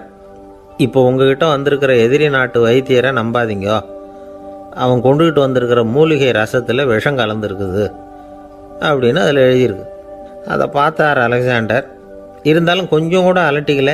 வைத்தியர் கொடுத்த மருந்தை வாங்கி கடகடன்னு குடிச்சுட்டு அதுக்கப்புறம் அந்த கடிதத்தில் இருந்த விஷயத்தை அந்த வைத்தியர்கிட்ட சொன்னார். வைத்தியர் தகைச்சு போயிட்டார். தன் மேலே அலெக்சாண்டர் வச்சிருக்கிற நம்பிக்கையை பார்த்து அவருக்கு ரொம்ப வியப்பு. வைத்தியர் உண்மையிலேயே நல்ல மருந்து தான் கொண்டுகிட்டு கொடுத்துருக்கிறார், அதில் விஷம்லாம் எதுவும் கலக்கலை. அதுக்கப்புறம் அலெக்சாண்டர் அந்த வைத்தியரை பார்த்து சொன்னாராம், நம்பிக்கைங்கிற அச்சாணியை ஆதாரமாக வச்சுக்கிட்டு தான் இந்த உலகம் சுற்றிக்கிட்டு இருக்குது. எனக்கு எதிரியாக இருந்தாலும் பாரசீக மன்னர் ரொம்ப பெரியவர். அப்பேற்பட்ட மன்னருடைய அரண்மனை வைத்தியர் தொழில் நேர்மை இல்லாதவராக இருக்க மாட்டார். அப்படி இருந்தால் அவரை அரண்மனை வைத்தியராக வச்சிருக்கவே மாட்டாங்க அப்படின்னு நம்பினேன். என்னுடைய நம்பிக்கை வீண் போகலை அப்படின்னாராம். இதுதான் மானுட நம்பிக்கைங்கிறது. இந்த காலத்துலேயும் இது மாதிரி இந்த மானுட நம்பிக்கையை ரொம்பவும் சாமர்த்தியமாக கையாளுகிற கெட்டிக்காரங்க சில பேர் இருக்கிறாங்க. இந்த காலத்து குரு, அவருக்கு ஒரு சிஷ்யன். குரு முன்னாடி அந்த சிஷ்யன் ரொம்ப பணிவாக நின்று, குருவே உங்கள் கையால் விஷத்தை கொடுத்தாலும் அதை வாங்கி மடமடன்னு குடிச்சிருவேன் அப்படின்னா. உன்னுடைய குரு பக்தியை மெச்சினேன் அப்படின்னார் குரு. அதுக்கு அந்த சிஷ்யன், அப்படி இல்லை குருவே, உங்ககிட்ட சிஷ்யனாக இருக்கிறத விட உங்கள் கையால் விஷத்தை வாங்கி குடிச்சு விடுறது ரொம்ப நல்லது, அதனால தான் அப்படி சொன்னேன் அப்படின்னா. ஒரு தீப்பெட்டியை பார்த்து கேட்டுதான், நாம் 2 பேரும் தானே உரசிக்கிறோம், ஆனால் நான் மட்டும் தீப்பிடிச்சி எரிஞ்சு போகிறேன், நீ அப்படியே இருக்கிறியே அப்படின்னு தான். அதுக்கு தீப்பெட்டி சொல்லியிருக்குது, உனக்கு தலையில் கணம் இருக்குது அதனால் அழிஞ்சு போகிறேன் அப்படின்னு தான். எப்படி இருக்கு பாருங்கள் இந்த பதில். தலையில் கணம் உள்ளவங்க யாருமே சரியாக இருக்க முடியாது. எவ்வளவு பெரியவங்களாக இருந்தாலும் சரி, ரொம்ப கஷ்டம்தான் அது. கர்வம்ங்கிறது கூடவே கூடாது. அசோக மன்னர் வந்துக்கிட்டு இருக்கார். அவருடைய ஆலோசகர்கள் எல்லாம் பக்கத்தில் வந்துக்கிட்டு இருக்கிறாங்க. அந்த சமயத்தில் எதிரில் ஒரு புத்த பிக்ஷு வர்றார். அசோகர் பார்க்குறார். ஓடி போய் அவர் காலில் விழுந்து வணங்குறார். அசோக மன்னரின் தலை அந்த புத்த துறவியின் பாதத்தில் பட்டுக்கிட்டு இருக்கு. பக்கத்தில் நின்றுகிட்டு இருந்த அமைச்சருக்கு இது ரொம்ப சங்கடமாக போச்சு. ரொம்ப வருத்தப்பட்டார். நம்ம அசோக சக்கரவர்த்தி எப்பேற்பட்டவர், அவரோட தலை ஒரு சன்னியாசியின் பாதத்தில் படுறதா அப்படின்னு நினைச்சு ரொம்ப கவலைப்பட்டார். அரண்மனைக்கு திரும்பினதும் அமைச்சர் மெதுவாக ஆரம்பிச்சார். அரசே, எனக்கு ரொம்ப வருத்தமா இருக்குது அப்படின்னார். எதுக்குன்னார் மன்னர். அசோக சக்கரவர்த்தியின் தலை, அதாவது அந்த சிரம், ரொம்ப மதிப்புமிக்க ஒன்று. அது ஒரு சன்னியாசியின் காலில் படலாமா அப்படின்னார். அசோகர் பதில் சொல்லல, சிரிச்சார், போயிட்டார். அதுக்கப்புறம் ஒரு சரியான சந்தர்ப்பத்துக்காக காத்துக்கிட்டு இருந்தார். ஒரு நாள் அமைச்சரை கூப்பிட்டார். எனக்கு 3 தலைகள் வேணும் அப்படின்னார். சொல்லுங்க, கொண்டுகிட்டு வரேன் அப்படின்னார் அமைச்சர். அசோகர் சொன்னார், முதல்ல எனக்கு தேவையானது ஒரு ஆட்டின் தலை, 2வது ஒரு புலியின் தலை, 3வது ஒரு மனிதனின் தலை. இதுதான் அசோகர் கேட்டது. எங்க இருந்தாலும் கொண்டு வாங்கன்னார். அமைச்சர் புறப்பட்டார். ஆட்டுத்தலை புலித்தலை கிடைச்சிட்டுது. அப்புறமா ஒரு சுடுகாட்டுக்கு போய் ஒரு மனித தலையும் சேகரம் பண்ணிட்டு ராஜா கிட்ட வந்துட்டார். அரசே, உங்கள் ஆணைப்படி 3 தலைகளையும் கொண்டு வந்திருக்கிறேன்னார். அசோகர் பார்த்தார். ரொம்ப நல்லது, இப்ப இது 3ஐயும் எடுத்துக்கிட்டு போய் சந்தையில வித்துட்டு வாங்க அப்படின்னார். அமைச்சர் அதுகளை எடுத்துக்கிட்டு சந்தைக்கு போனார். முதல்ல ஆட்டுத்தலை நல்ல விலைக்கு வித்து போச்சு. நல்ல விலை கொடுத்து வாங்கிட்டு போட்டாங்க. அடுத்தபடியா புலி தலைய ஒருத்தர் வாங்கிட்டார். அதை பாடம் பண்ணி வீட்டில் மாட்டி வைக்கலாமே அப்படின்னு நினைச்சு அதையும் வாங்கிட்டு போட்டார். மனித தலையை மட்டும் வாங்கறதுக்கு யாரும் முன் வரல. எல்லாரும் அதை பார்த்துட்டு விலகி போக ஆரம்பிச்சாங்க. அமைச்சர் திரும்பி வந்தார். அரசே, இந்த தலையை மட்டும் யாரும் வாங்க மாட்டேங்கிறாங்க அப்படின்னார். சரி, பரவாயில்ல, இதை இலவசமாவே எனாமாவே யாருக்கிட்டையாவது கொடுத்துட்டு வந்துருங்க அப்படின்னார். அமைச்சர் மறுபடியும் சந்தைக்கு போனார். இதை இலவசமா தரேன், இதை வாங்கிக்கோங்க அப்படின்னார். அப்பவும் அதை யாரும் வாங்கிக்கிறதுக்கு தயாரா இல்லை. மறுபடியும் திரும்பி மன்னர்கிட்ட விவரத்தை சொன்னார். இப்போ மன்னர் சொல்றார், அமைச்சரே, உயிர் இருக்கிற வரைக்கும் தான் இந்த தலைக்கு மதிப்பு. ஜீவன் போனதுக்கு அப்புறம் அதோட மதிப்பும் போயிடுது. அதனால மதிப்பு இருக்கும் பொழுதே பெரியவர்கள் பாதம் பணிந்து அந்த புனிதத்தை வந்து பெற்றுக்கொள்ளணும் அப்படின்னார். பணிவுங்கிறது வேற, அடிமைத்தனம்ங்கிறது வேற. பெரியவர்களை பணிவது நமக்கு பெருமை தரக்கூடிய விஷயம். இதை வந்து மனசுல வச்சுக்கிட்டு எப்போ காலில் விழணும், எப்போ காலில் விழக்கூடாது அப்படிங்கிறத முடிவு பண்ணிக்கணும். ஒரு சாதாரண ஆள் நடந்து வந்துகிட்டு இருந்தார். எதிரில் வந்த ஒரு பெரிய மனுஷன் ஓடி போய் அவர் காலில் விழுந்து தன்னுடைய தலையை அவர் பாதத்தில் கொண்டு போய் வச்சார். கொஞ்ச நேரம் கழிச்சு எழுந்திரிச்சு வந்துட்டார். வந்த பிறகு இவரை கேட்டேன், ஏன் திடீர்னு ஓடி போய் அந்த ஆளு காலில் விழுந்தீங்க அப்படின்னு. அவர் போட்டிருக்கிறது என்னோட காணாம போன செருப்பான்னு கண்டுபிடிக்கிறதுக்காக அப்படி விழுந்தேன் அப்படின்னார். ஒரு காட்டுல ஒரு நரி இருந்தது. ஒரு நாள் காலை நேரம் அது தன்னுடைய இருப்பிடத்திலிருந்து வெளியில வந்தது. கொஞ்சம் தூரம் நடந்து வந்தது. அப்பதான் அது தன்னோட நிழலை கவனிச்சு பார்த்தது. பார்த்தா அது ரொம்ப நீளமா பெருசா இருக்குது. காலை நேரத்துல நிழல் அப்படித்தானே இருக்கும். ஆனா அந்த நரிக்கு அந்த விஷயம் தெரியல. தன்னுடைய நீண்ட பெரிய நிழலை பார்த்து ஆச்சரியப்பட்டது. ஆஹா, நாம இவ்வளவு பெருசாவா இருக்கிறோம் அப்படின்னா என்னுடைய காலை சாப்பாட்டுக்கு ஒரு யானை இல்லைன்னா ஒரு ஒட்டகம் கிடைச்சாதான் சரியா இருக்கும் போல இருக்கு அப்படின்னு முடிவு பண்ணிக்கிட்டது. உடனே ஒரு யானை அல்லது ஒட்டகத்தை தேடி அலைஞ்சது, எங்க கிடைக்கும்னு. கிடைக்கவே இல்லை. மத்தியானம் 12 மணி ஆயிட்டுது. பசியோடு அலையுது. இப்ப தன்னோட நிழலை பார்த்தது. அது மத்தியான நிழல் எப்படி இருக்கும், அது ரொம்பவும் குறுகி போய் தெரிஞ்சுது. உடனே அந்த நரி என்ன நினைச்சுக்கிட்டு தான் தெரியுமா, காலை ஆகாரம் சாப்பிடாததுனால நம்ம உடம்பு இப்படி அழிச்சு போட்டுதே அப்படின்னு நினைச்சுக்கிட்டு தான்.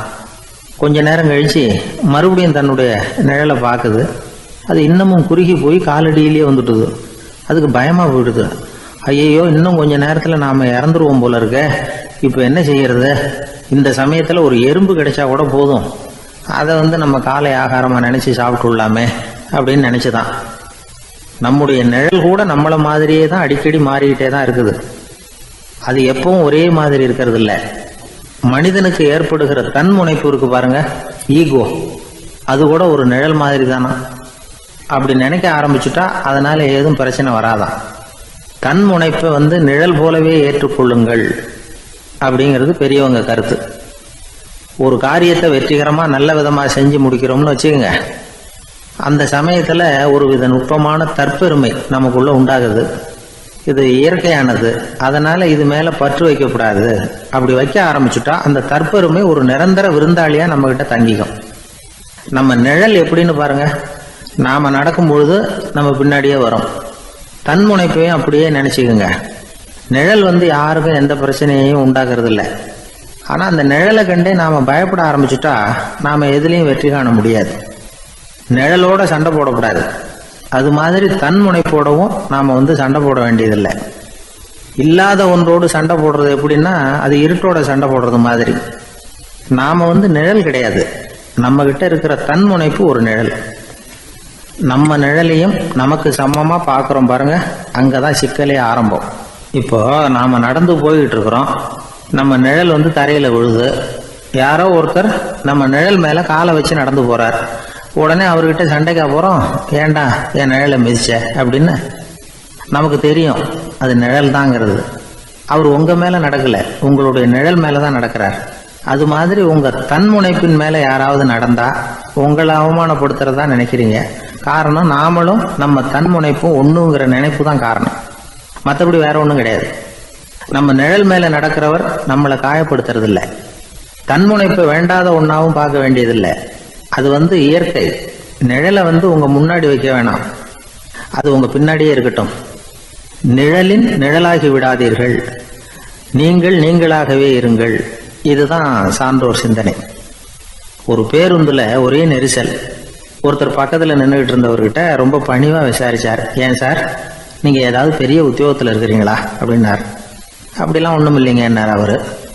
அப்படின்னா வேற ஏதாவது அரசியல்ல பெரிய பதவியில் இருக்கிறீங்களா அப்படின்னு கேட்டார். அதுவும் இல்லைங்க என்னார். சரி, பணமாவது அதிகமா வச்சிருக்கீங்களா அப்படின்னு கேட்டார். அப்படிலாம் ஒன்றும் கிடையாது சார்னார் அவரு. அப்புறம் எதுக்குடா என் காலை மிதிச்சுக்கிட்டு இருக்கிற, எடுறா காலை அப்படின்னாராம் இவர். ஒரே ஒரு ஊர்ல ஒரு பாதிரியார் இருந்தார். ரொம்ப நாள் சந்தோஷமா வாழ்ந்தார். ஒரு நாள் அவர் மடத்து சமையல் அறையில் பாத்திரங்களை கழுவி துலக்கி சுத்தப்படுத்திக்கிட்டு இருந்தார்.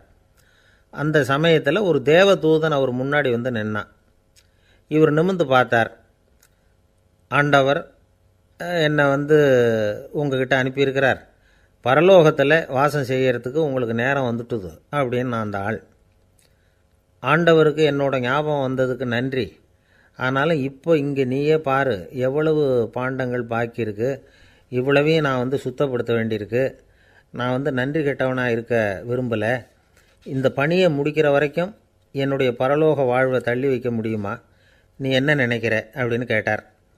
தேவதூதன் தனக்கே உரிய விவேகத்தோட அன்போட பாதிரியாரை பார்த்தான். சரி, என்ன செய்யலாம்ங்கிறத அப்புறம் சொல்கிறேன் அப்படின்னு சொல்லிவிட்டு புறப்பட்டு போயிட்டான். ஒரு நாள் அந்த பாதிரியார் தோட்டத்தில் உள்ள களைகளை எல்லாம் ஒரு களை கொத்தியால் கொத்தி களை எடுத்துக்கிட்டு இருக்கிறார். அந்த சமயத்தில் இந்த தேவதூதன் மறுபடியும் அவர் முன்னாடி நிற்கிறான். பாதிரியார் பார்த்தார். இதை பாரு, இந்த தோட்டம் பூராவும் எவ்வளவு களை மண்டி கிடக்கு, பரலோகம் கொஞ்ச காலம் எனக்காக பொறுத்திருக்கலாம்னு நீ நினைக்கிறியா அப்படின்னு கேட்டார். தேவதூதன் சிரிச்சுக்கிட்டே மறுபடியும் மறைஞ்சிட்டான். மறுபடியும் அவர் களை எடுக்கிறது, தானிய களஞ்சியத்துக்கு வர்ணம் பூசுறது, இப்படிப்பட்ட வேலைகளில் ஈடுபட்டிருக்கார். இன்னொரு நாள் ஒரு மருத்துவமனையில் நோயாளிகளை கவனிச்சிக்கிட்டு ரொம்ப தீவிரமாக இருக்கிறார் அந்த பாதிரியார். ஒரு நோயாளியோட தாகத்துக்கு தண்ணீர் கொடுத்துட்டு நிமிர்ந்து பார்க்குறப்போ தேவதூதன் மறுபடியும் அவர் முன்னாடி நிற்கிறான். இந்த தடவை பாதிரியார் தன்னலமற்றவராக பேரன்பை காட்டக்கூடிய வகையில் தன்னுடைய 2 கைகளையும் உயர்த்தியபடி தேவதூதனின் கவனத்தை பிணியால் வாடக்கூடிய நோயாளிகளின் பக்கம் திருப்பினாராம். தேவதூதன் ஒன்றும் சொல்லலை, மறைஞ்சிட்டான். அன்னைக்கு சாயந்தரம் பாதிரியார் மடத்தில் உள்ள தன்னுடைய அறைக்கு போய் இளைப்பாறினார். யோசித்து பார்த்தார். தேவதூதனையும் தேவதூதனின் விருப்பத்தையும் பல நாள் தள்ளி போட்டு வந்ததையும் அவர் ரொம்ப நினச்சி பார்த்தார். திடீர்னு தான் முதுமை அடைகிறதையும் சோர்வு அடைகிறதையும் உணர்ந்தார். ஆண்டவரை நினச்சார். ஆண்டவரே, உம்முடைய தூதனை மறுபடியும் என்கிட்ட அனுப்புனா நான் சந்திக்கிறதுக்கு ஆவலாக இருக்கேன் அப்படின்னு சொல்கிறப்பவே தேவதூதன் பக்கத்தில் நின்னான். பாதிரியார் நிமிர்ந்து பார்த்தார்.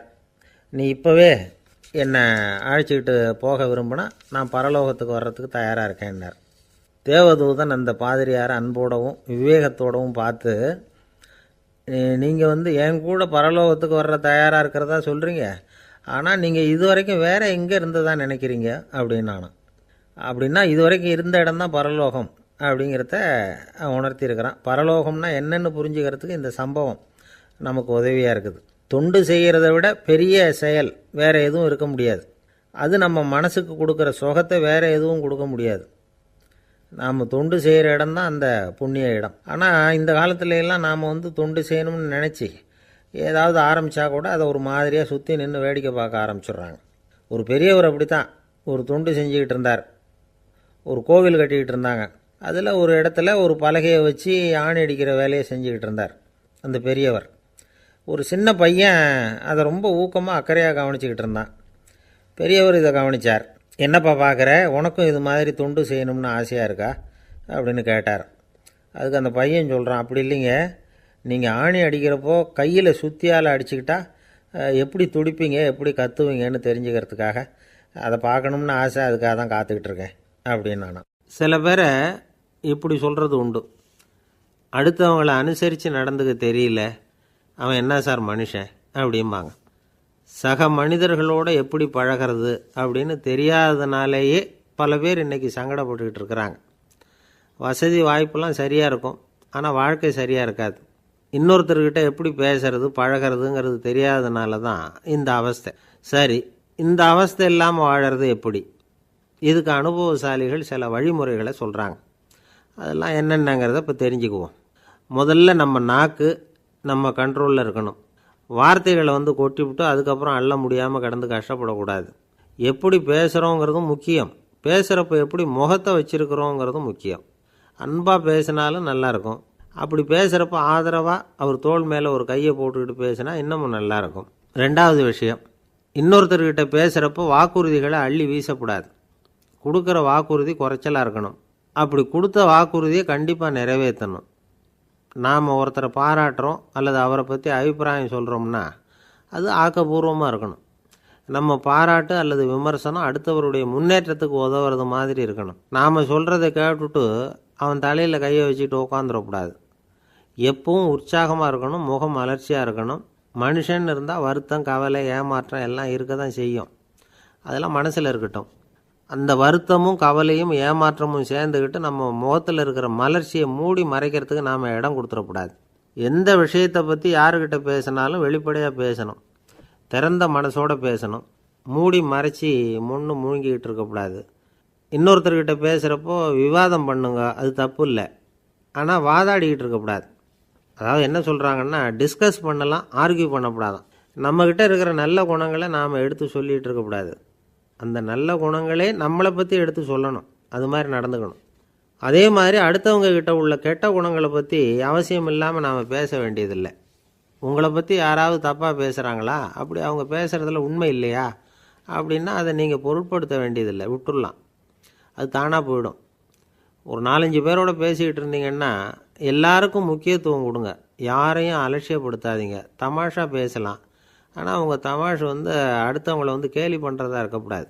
நமக்கு கிடைக்க வேண்டியது கிடைக்கலையே அப்படிங்கிற தவிப்பு நம்மக்கிட்ட இருக்கக்கூடாது, அது தேவையில்லை. உங்கள் செயல்பாடுகள் தெளிவாக இருக்கட்டும், பாராட்டு தானாக அவங்கள தேடிட்டு வரும். இன்னொரு மனுஷனுடைய மனசில் கௌரவமான ஒரு இடத்த பிடிக்கணும்னா நாம் இந்த குணத்தையெல்லாம் நம்மக்கிட்ட வளர்த்துக்கணும். இதெல்லாம் அனுபவசாலிகள் சொல்லியிருக்கிற குறிப்புகள். இந்த குறிப்புகளை சரியாக புரிஞ்சுக்கணும், அது முக்கியம். தப்பாக புரிஞ்சுக்கிட்டா என்ன ஆகும் தெரியுமா? இதை கேளுங்க.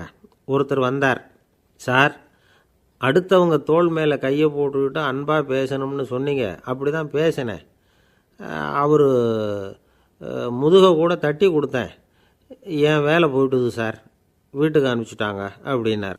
யாருக்கிட்ட அப்படி பேசுனீங்கன்னு கேட்டோம். என் முதலாளிகிட்ட சார் அப்படிங்கிறார் ரொம்ப சோகமாக. ஒருத்தர் ரொம்பவும் மகிழ்ச்சியாக வந்துக்கிட்டு இருந்தார். என்ன விஷயம்னு விசாரித்தேன்.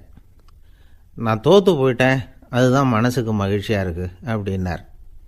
எனக்கு இது ரொம்ப ஆச்சரியமாக போச்சு. இந்த உலகத்தில் தோற்று போகிறவங்க யாரும் மகிழ்ச்சியாக இருக்கிறதில்ல. அப்படி இருக்கிறப்ப இவர் இப்படி சொல்கிறாரே, எங்கே தோற்று போனீங்கன்னு கேட்டேன். அதுக்கப்புறம் தான் அவர் விவரமாக சொன்னார். என்னோட 5 வயசு குழந்தையோடு நான் விளையாடிக்கிட்டு இருந்தேன், அந்த விளையாட்டில் என் குழந்தை ஜெயிச்சு விட்டுது, நான் தோற்று போயிட்டேன் அப்படின்னார் ரொம்ப உற்சாகமாக. நான் யோசித்து பார்த்தேன். அதாவது நாம் சின்ன குழந்தையாக இருக்கிறப்போ எந்த விளையாட்டில் கலந்துக்கிட்டாலும் அதில் நாம் தான் ஜெயிக்கணும்னு ஒரு வெறி நமக்குள்ளே இருக்கும். நம்மளை எதிர்த்து விளையாடுறவர் நல்லவரா கெட்டவரா, பெரியவரா சின்னவரா அப்படிங்கிறதெல்லாம் முக்கியம் கிடையாது.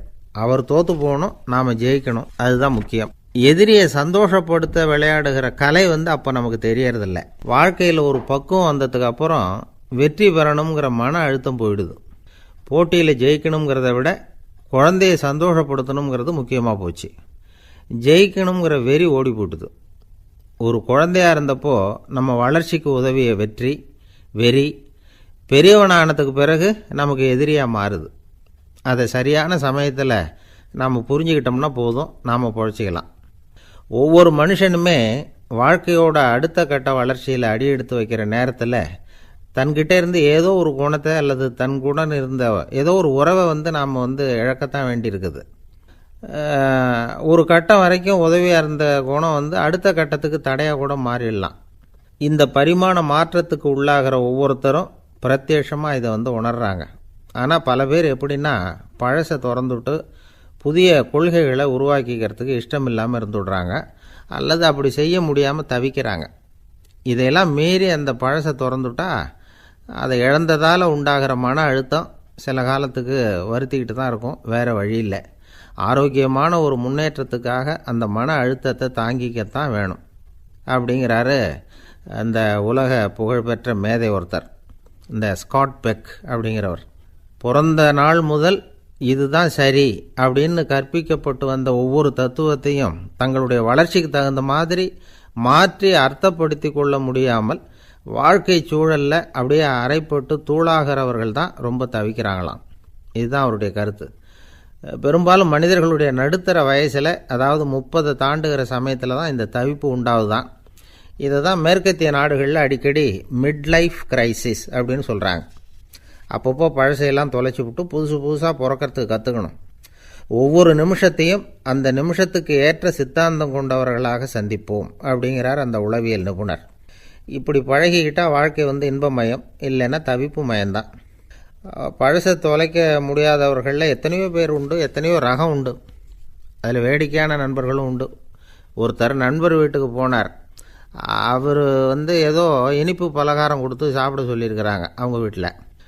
இவர் சாப்பிட்டு பார்த்துட்டு சொன்னாராம், சார் 6 மாதத்துக்கு முன்னாடி ஒரு தடவை இங்கே வந்தேன், அப்போது ஒரு இனிப்பு பலகாரம் கொடுத்தீங்க, அது இதை விட நல்லா இருந்தது சார் அப்படின்னாராம். அப்போ செஞ்ச அதே இனிப்பு பலகாரம் தான் சார் இதுவும் அப்படின்னாராம் அவர். ஏங்க எங்கே போயிட்டு வரீங்க அப்படின்னு கேட்டேன். எனக்கு வேண்டப்பட்ட ஒருத்தரை பார்த்து. ஆஸ்பத்திரிக்குன்னார். எந்த ஆஸ்பத்திரிக்குன்னே? மாட்டு ஆஸ்பத்திரிக்குன்னார். என்ன விஷயம்னே? மாமனாருக்கு உடம்பு சரியில்லை, அதுதான் மாட்டு ஆஸ்பத்திரிக்கு போயிட்டு வரேன்னார். அட பாவி, அதுக்கு அந்த ஆஸ்பத்திரிக்கா போவாங்க அப்படின்னு ஆச்சரியமா. அட அது இல்லைப்பா, முதல்ல எங்கள் குடும்ப டாக்டர் தான் தேடிக்கிட்டு போனேன். அவர் அந்த நேரத்தில் அவர் வளர்க்குற நாய்க்குட்டிக்கு உடம்பு சரியில்லைன்னு சொல்லி அதை தூக்கிக்கிட்டு மாட்டு ஆஸ்பத்திரிக்கு போயிட்டாராம் சொன்னாங்க. அதனால் அங்கே போய் அவரை சந்தித்து விஷயத்தை சொல்லிவிட்டு வர்றேன்னார். அப்புறம் தான் எனக்கு கொஞ்சம் நிம்மதியாக இருந்தது. பொதுவாக நமக்கு தெரிஞ்ச வரையில் டாக்டர்கள் 2 வகை.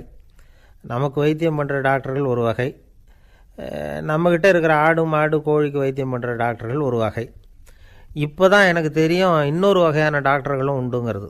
அது யாருன்னா பூச்சிகளுக்கு வைத்தியம் பண்ணுற டாக்டர்கள், அதாவது பூச்சி டாக்டர்கள். வெளிநாடுகளில் அப்படிலாம் கூட சில பேர் இருக்கிறாங்க. பிரிட்டனில் யார்க்ஷயர் வட்டாரத்தில் ராதர்ஹாம் அப்படின்னு ஒரு ஊர். அங்கே ஒரு விலங்கியல் மருத்துவர், பேர் டாக்டர் லான்ஸ் ஜெப்சன். அவர் ஆஸ்பத்திரி வாசலில் பார்த்தீங்கன்னா தினமும் நிறைய பேர் நின்றுக்கிட்டு இருப்பாங்க. கையில் கண்ணாடி குடுவை, தகர டப்பா இப்படி ஏதாவது இருக்கும். அதுக்குள்ளே ஏதாவது பூச்சிகள் இருக்கும். அதுக்கு வைத்தியம் பண்ணுறதுக்காக வந்தவங்க தான் அவங்கெல்லாம்.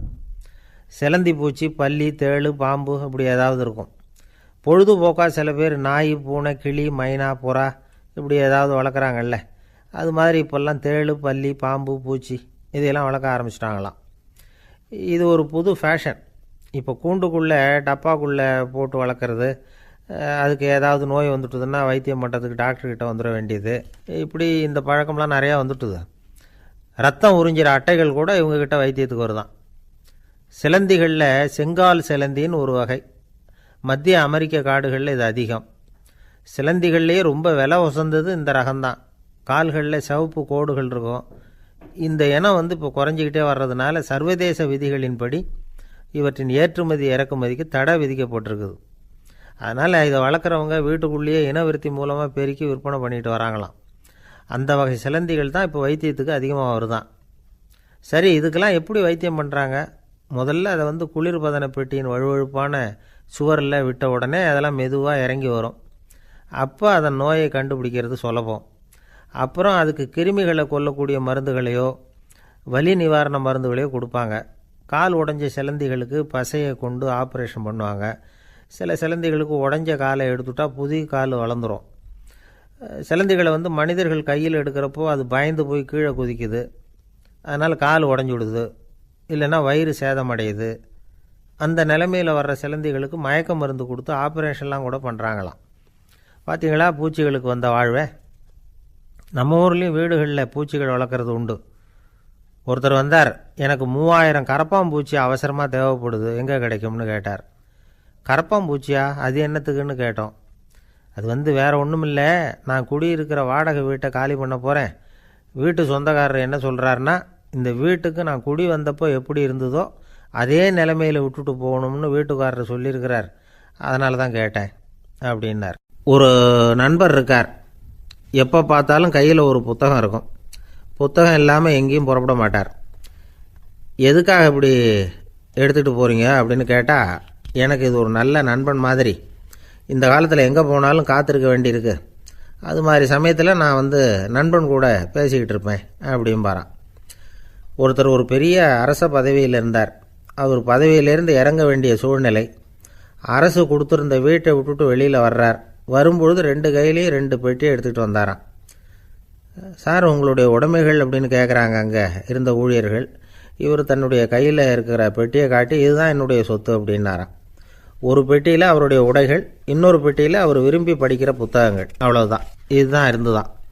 புத்தகம் படிக்கிறது மனசுக்கு நல்லதுங்கிறது நமக்கு தெரியும். புத்தக வாசிப்பு உடம்புக்கும் நல்லதுங்கிறாங்க. அது நமக்கு ஆச்சரியமாக தான் இருக்குது. ஒரு நபர் ஒரு வருஷத்தில் சராசரியாக 2000 பக்கங்களை படிச்சிருக்கணுமா, யுனெஸ்கோ பரிந்துரை. ஆனால் நம்ம நாட்டில் நாம் சராசரியாக படிக்கிறது 32 பக்கங்கள், அவ்வளவுதான். இவ்வளவுக்கு நம்ம நாட்டில் 6000த்துக்கும் மேற்பட்ட நாளேடுகள், 2000த்துக்கும் மேற்பட்ட இதழ்கள், மலர்கள் இவ்வளவு இருந்தும் சரியாக வரல.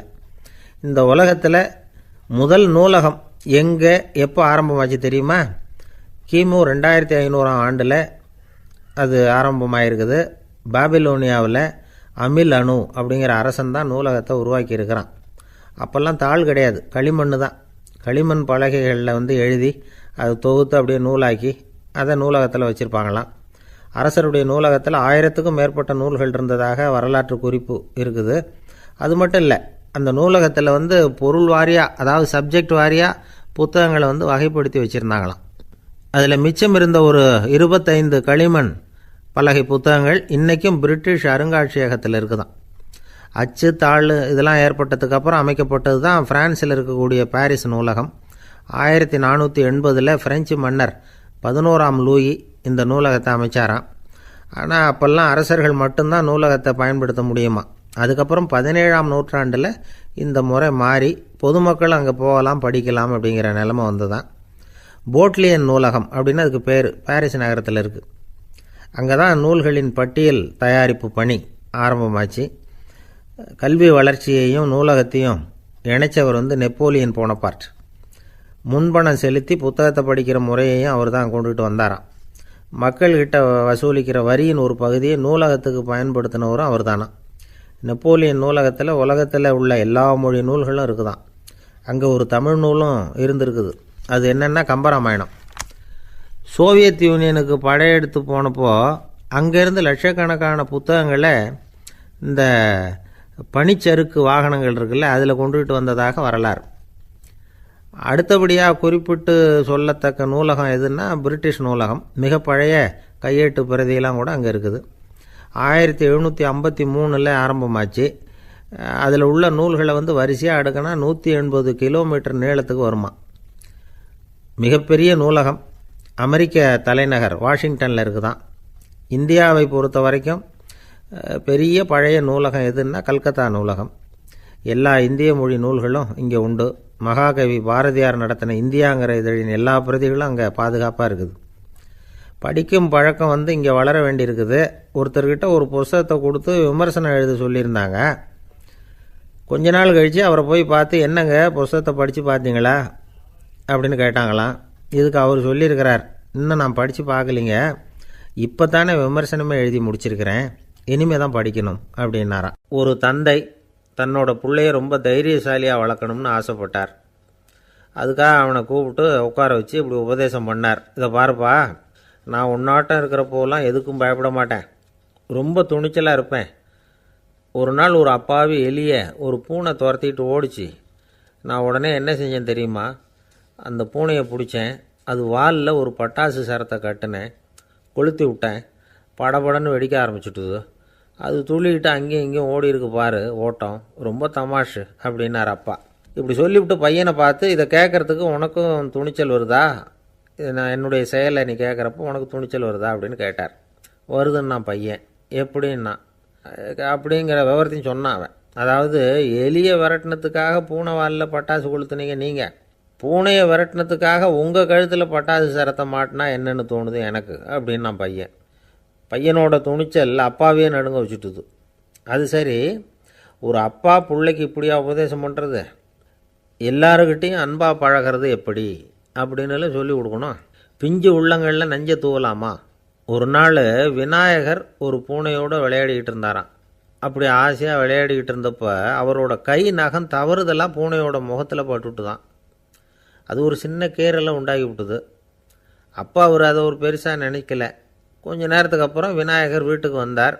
அவங்க அம்மா பார்வதி தேவியை பார்த்தார். பார்வதி தேவி கன்னத்தில் விரலால் கீறினது மாதிரி ஒரு அடையாளம் இருந்தது. விநாயகருக்கு அதிர்ச்சி, ஆச்சரியம். நம்ம அம்மா இந்த உலகத்துக்கே தாயார், அப்பேற்பட்ட அவங்க முகத்திலேயே கீறலை உண்டாக்கக்கூடியவங்க யாராக இருக்க முடியும் அப்படின்னு யோசனை பண்ணார். தாயே, உன்னுடைய கன்னத்தில் இந்த வடு எப்படிம்மா ஏற்பட்டதுன்னு கேட்டார். குழந்தாய், இது நீ செஞ்ச காரியம்தான்ப்பா, உன்னுடைய கை நகம் கீறினதுனால ஏற்பட்ட வடு தான் இது அப்படின்னாங்க அவங்க. விநாயகர் திடுக்கிட்டு போட்டார். எப்படிம்மா அது? நான் எந்த காலத்துலேயும் ஒன்று அப்படி கீறினதாக எனக்கு நினைவு இல்லையே அப்படின்னார். இன்னைக்கு காலையில் ஒரு பூனையை கீறினதை நீ மறந்துட்டியா அப்படின்னாங்க அந்த அம்மா. விநாயகர் திகைச்சு போய் நின்னார். பார்வதி தேவி சொன்னாங்க, இதை பார்ப்பா, இந்த உலகத்தில் இருக்கக்கூடிய எல்லா உயிர்கள்லேயும் நான் இருக்கிறேன். நான் தான் இந்த உலகமாக ஆகியிருக்கிறேன். ஆகையினால நீ யாரை துன்புறுத்தினாலும் அது உண்மையிலேயே என்ன துன்புறுத்தினதாக தான் வந்து முடியும் அப்படின்னாங்க. விநாயகர் மனசுக்குள்ளே ஒரு வெளிச்சம் ஏற்பட்டு தான். அதுக்கப்புறம் அவர் யாரையுமே கல்யாணம் பண்ணிக்காததுக்கு அதுதான் காரணமாக.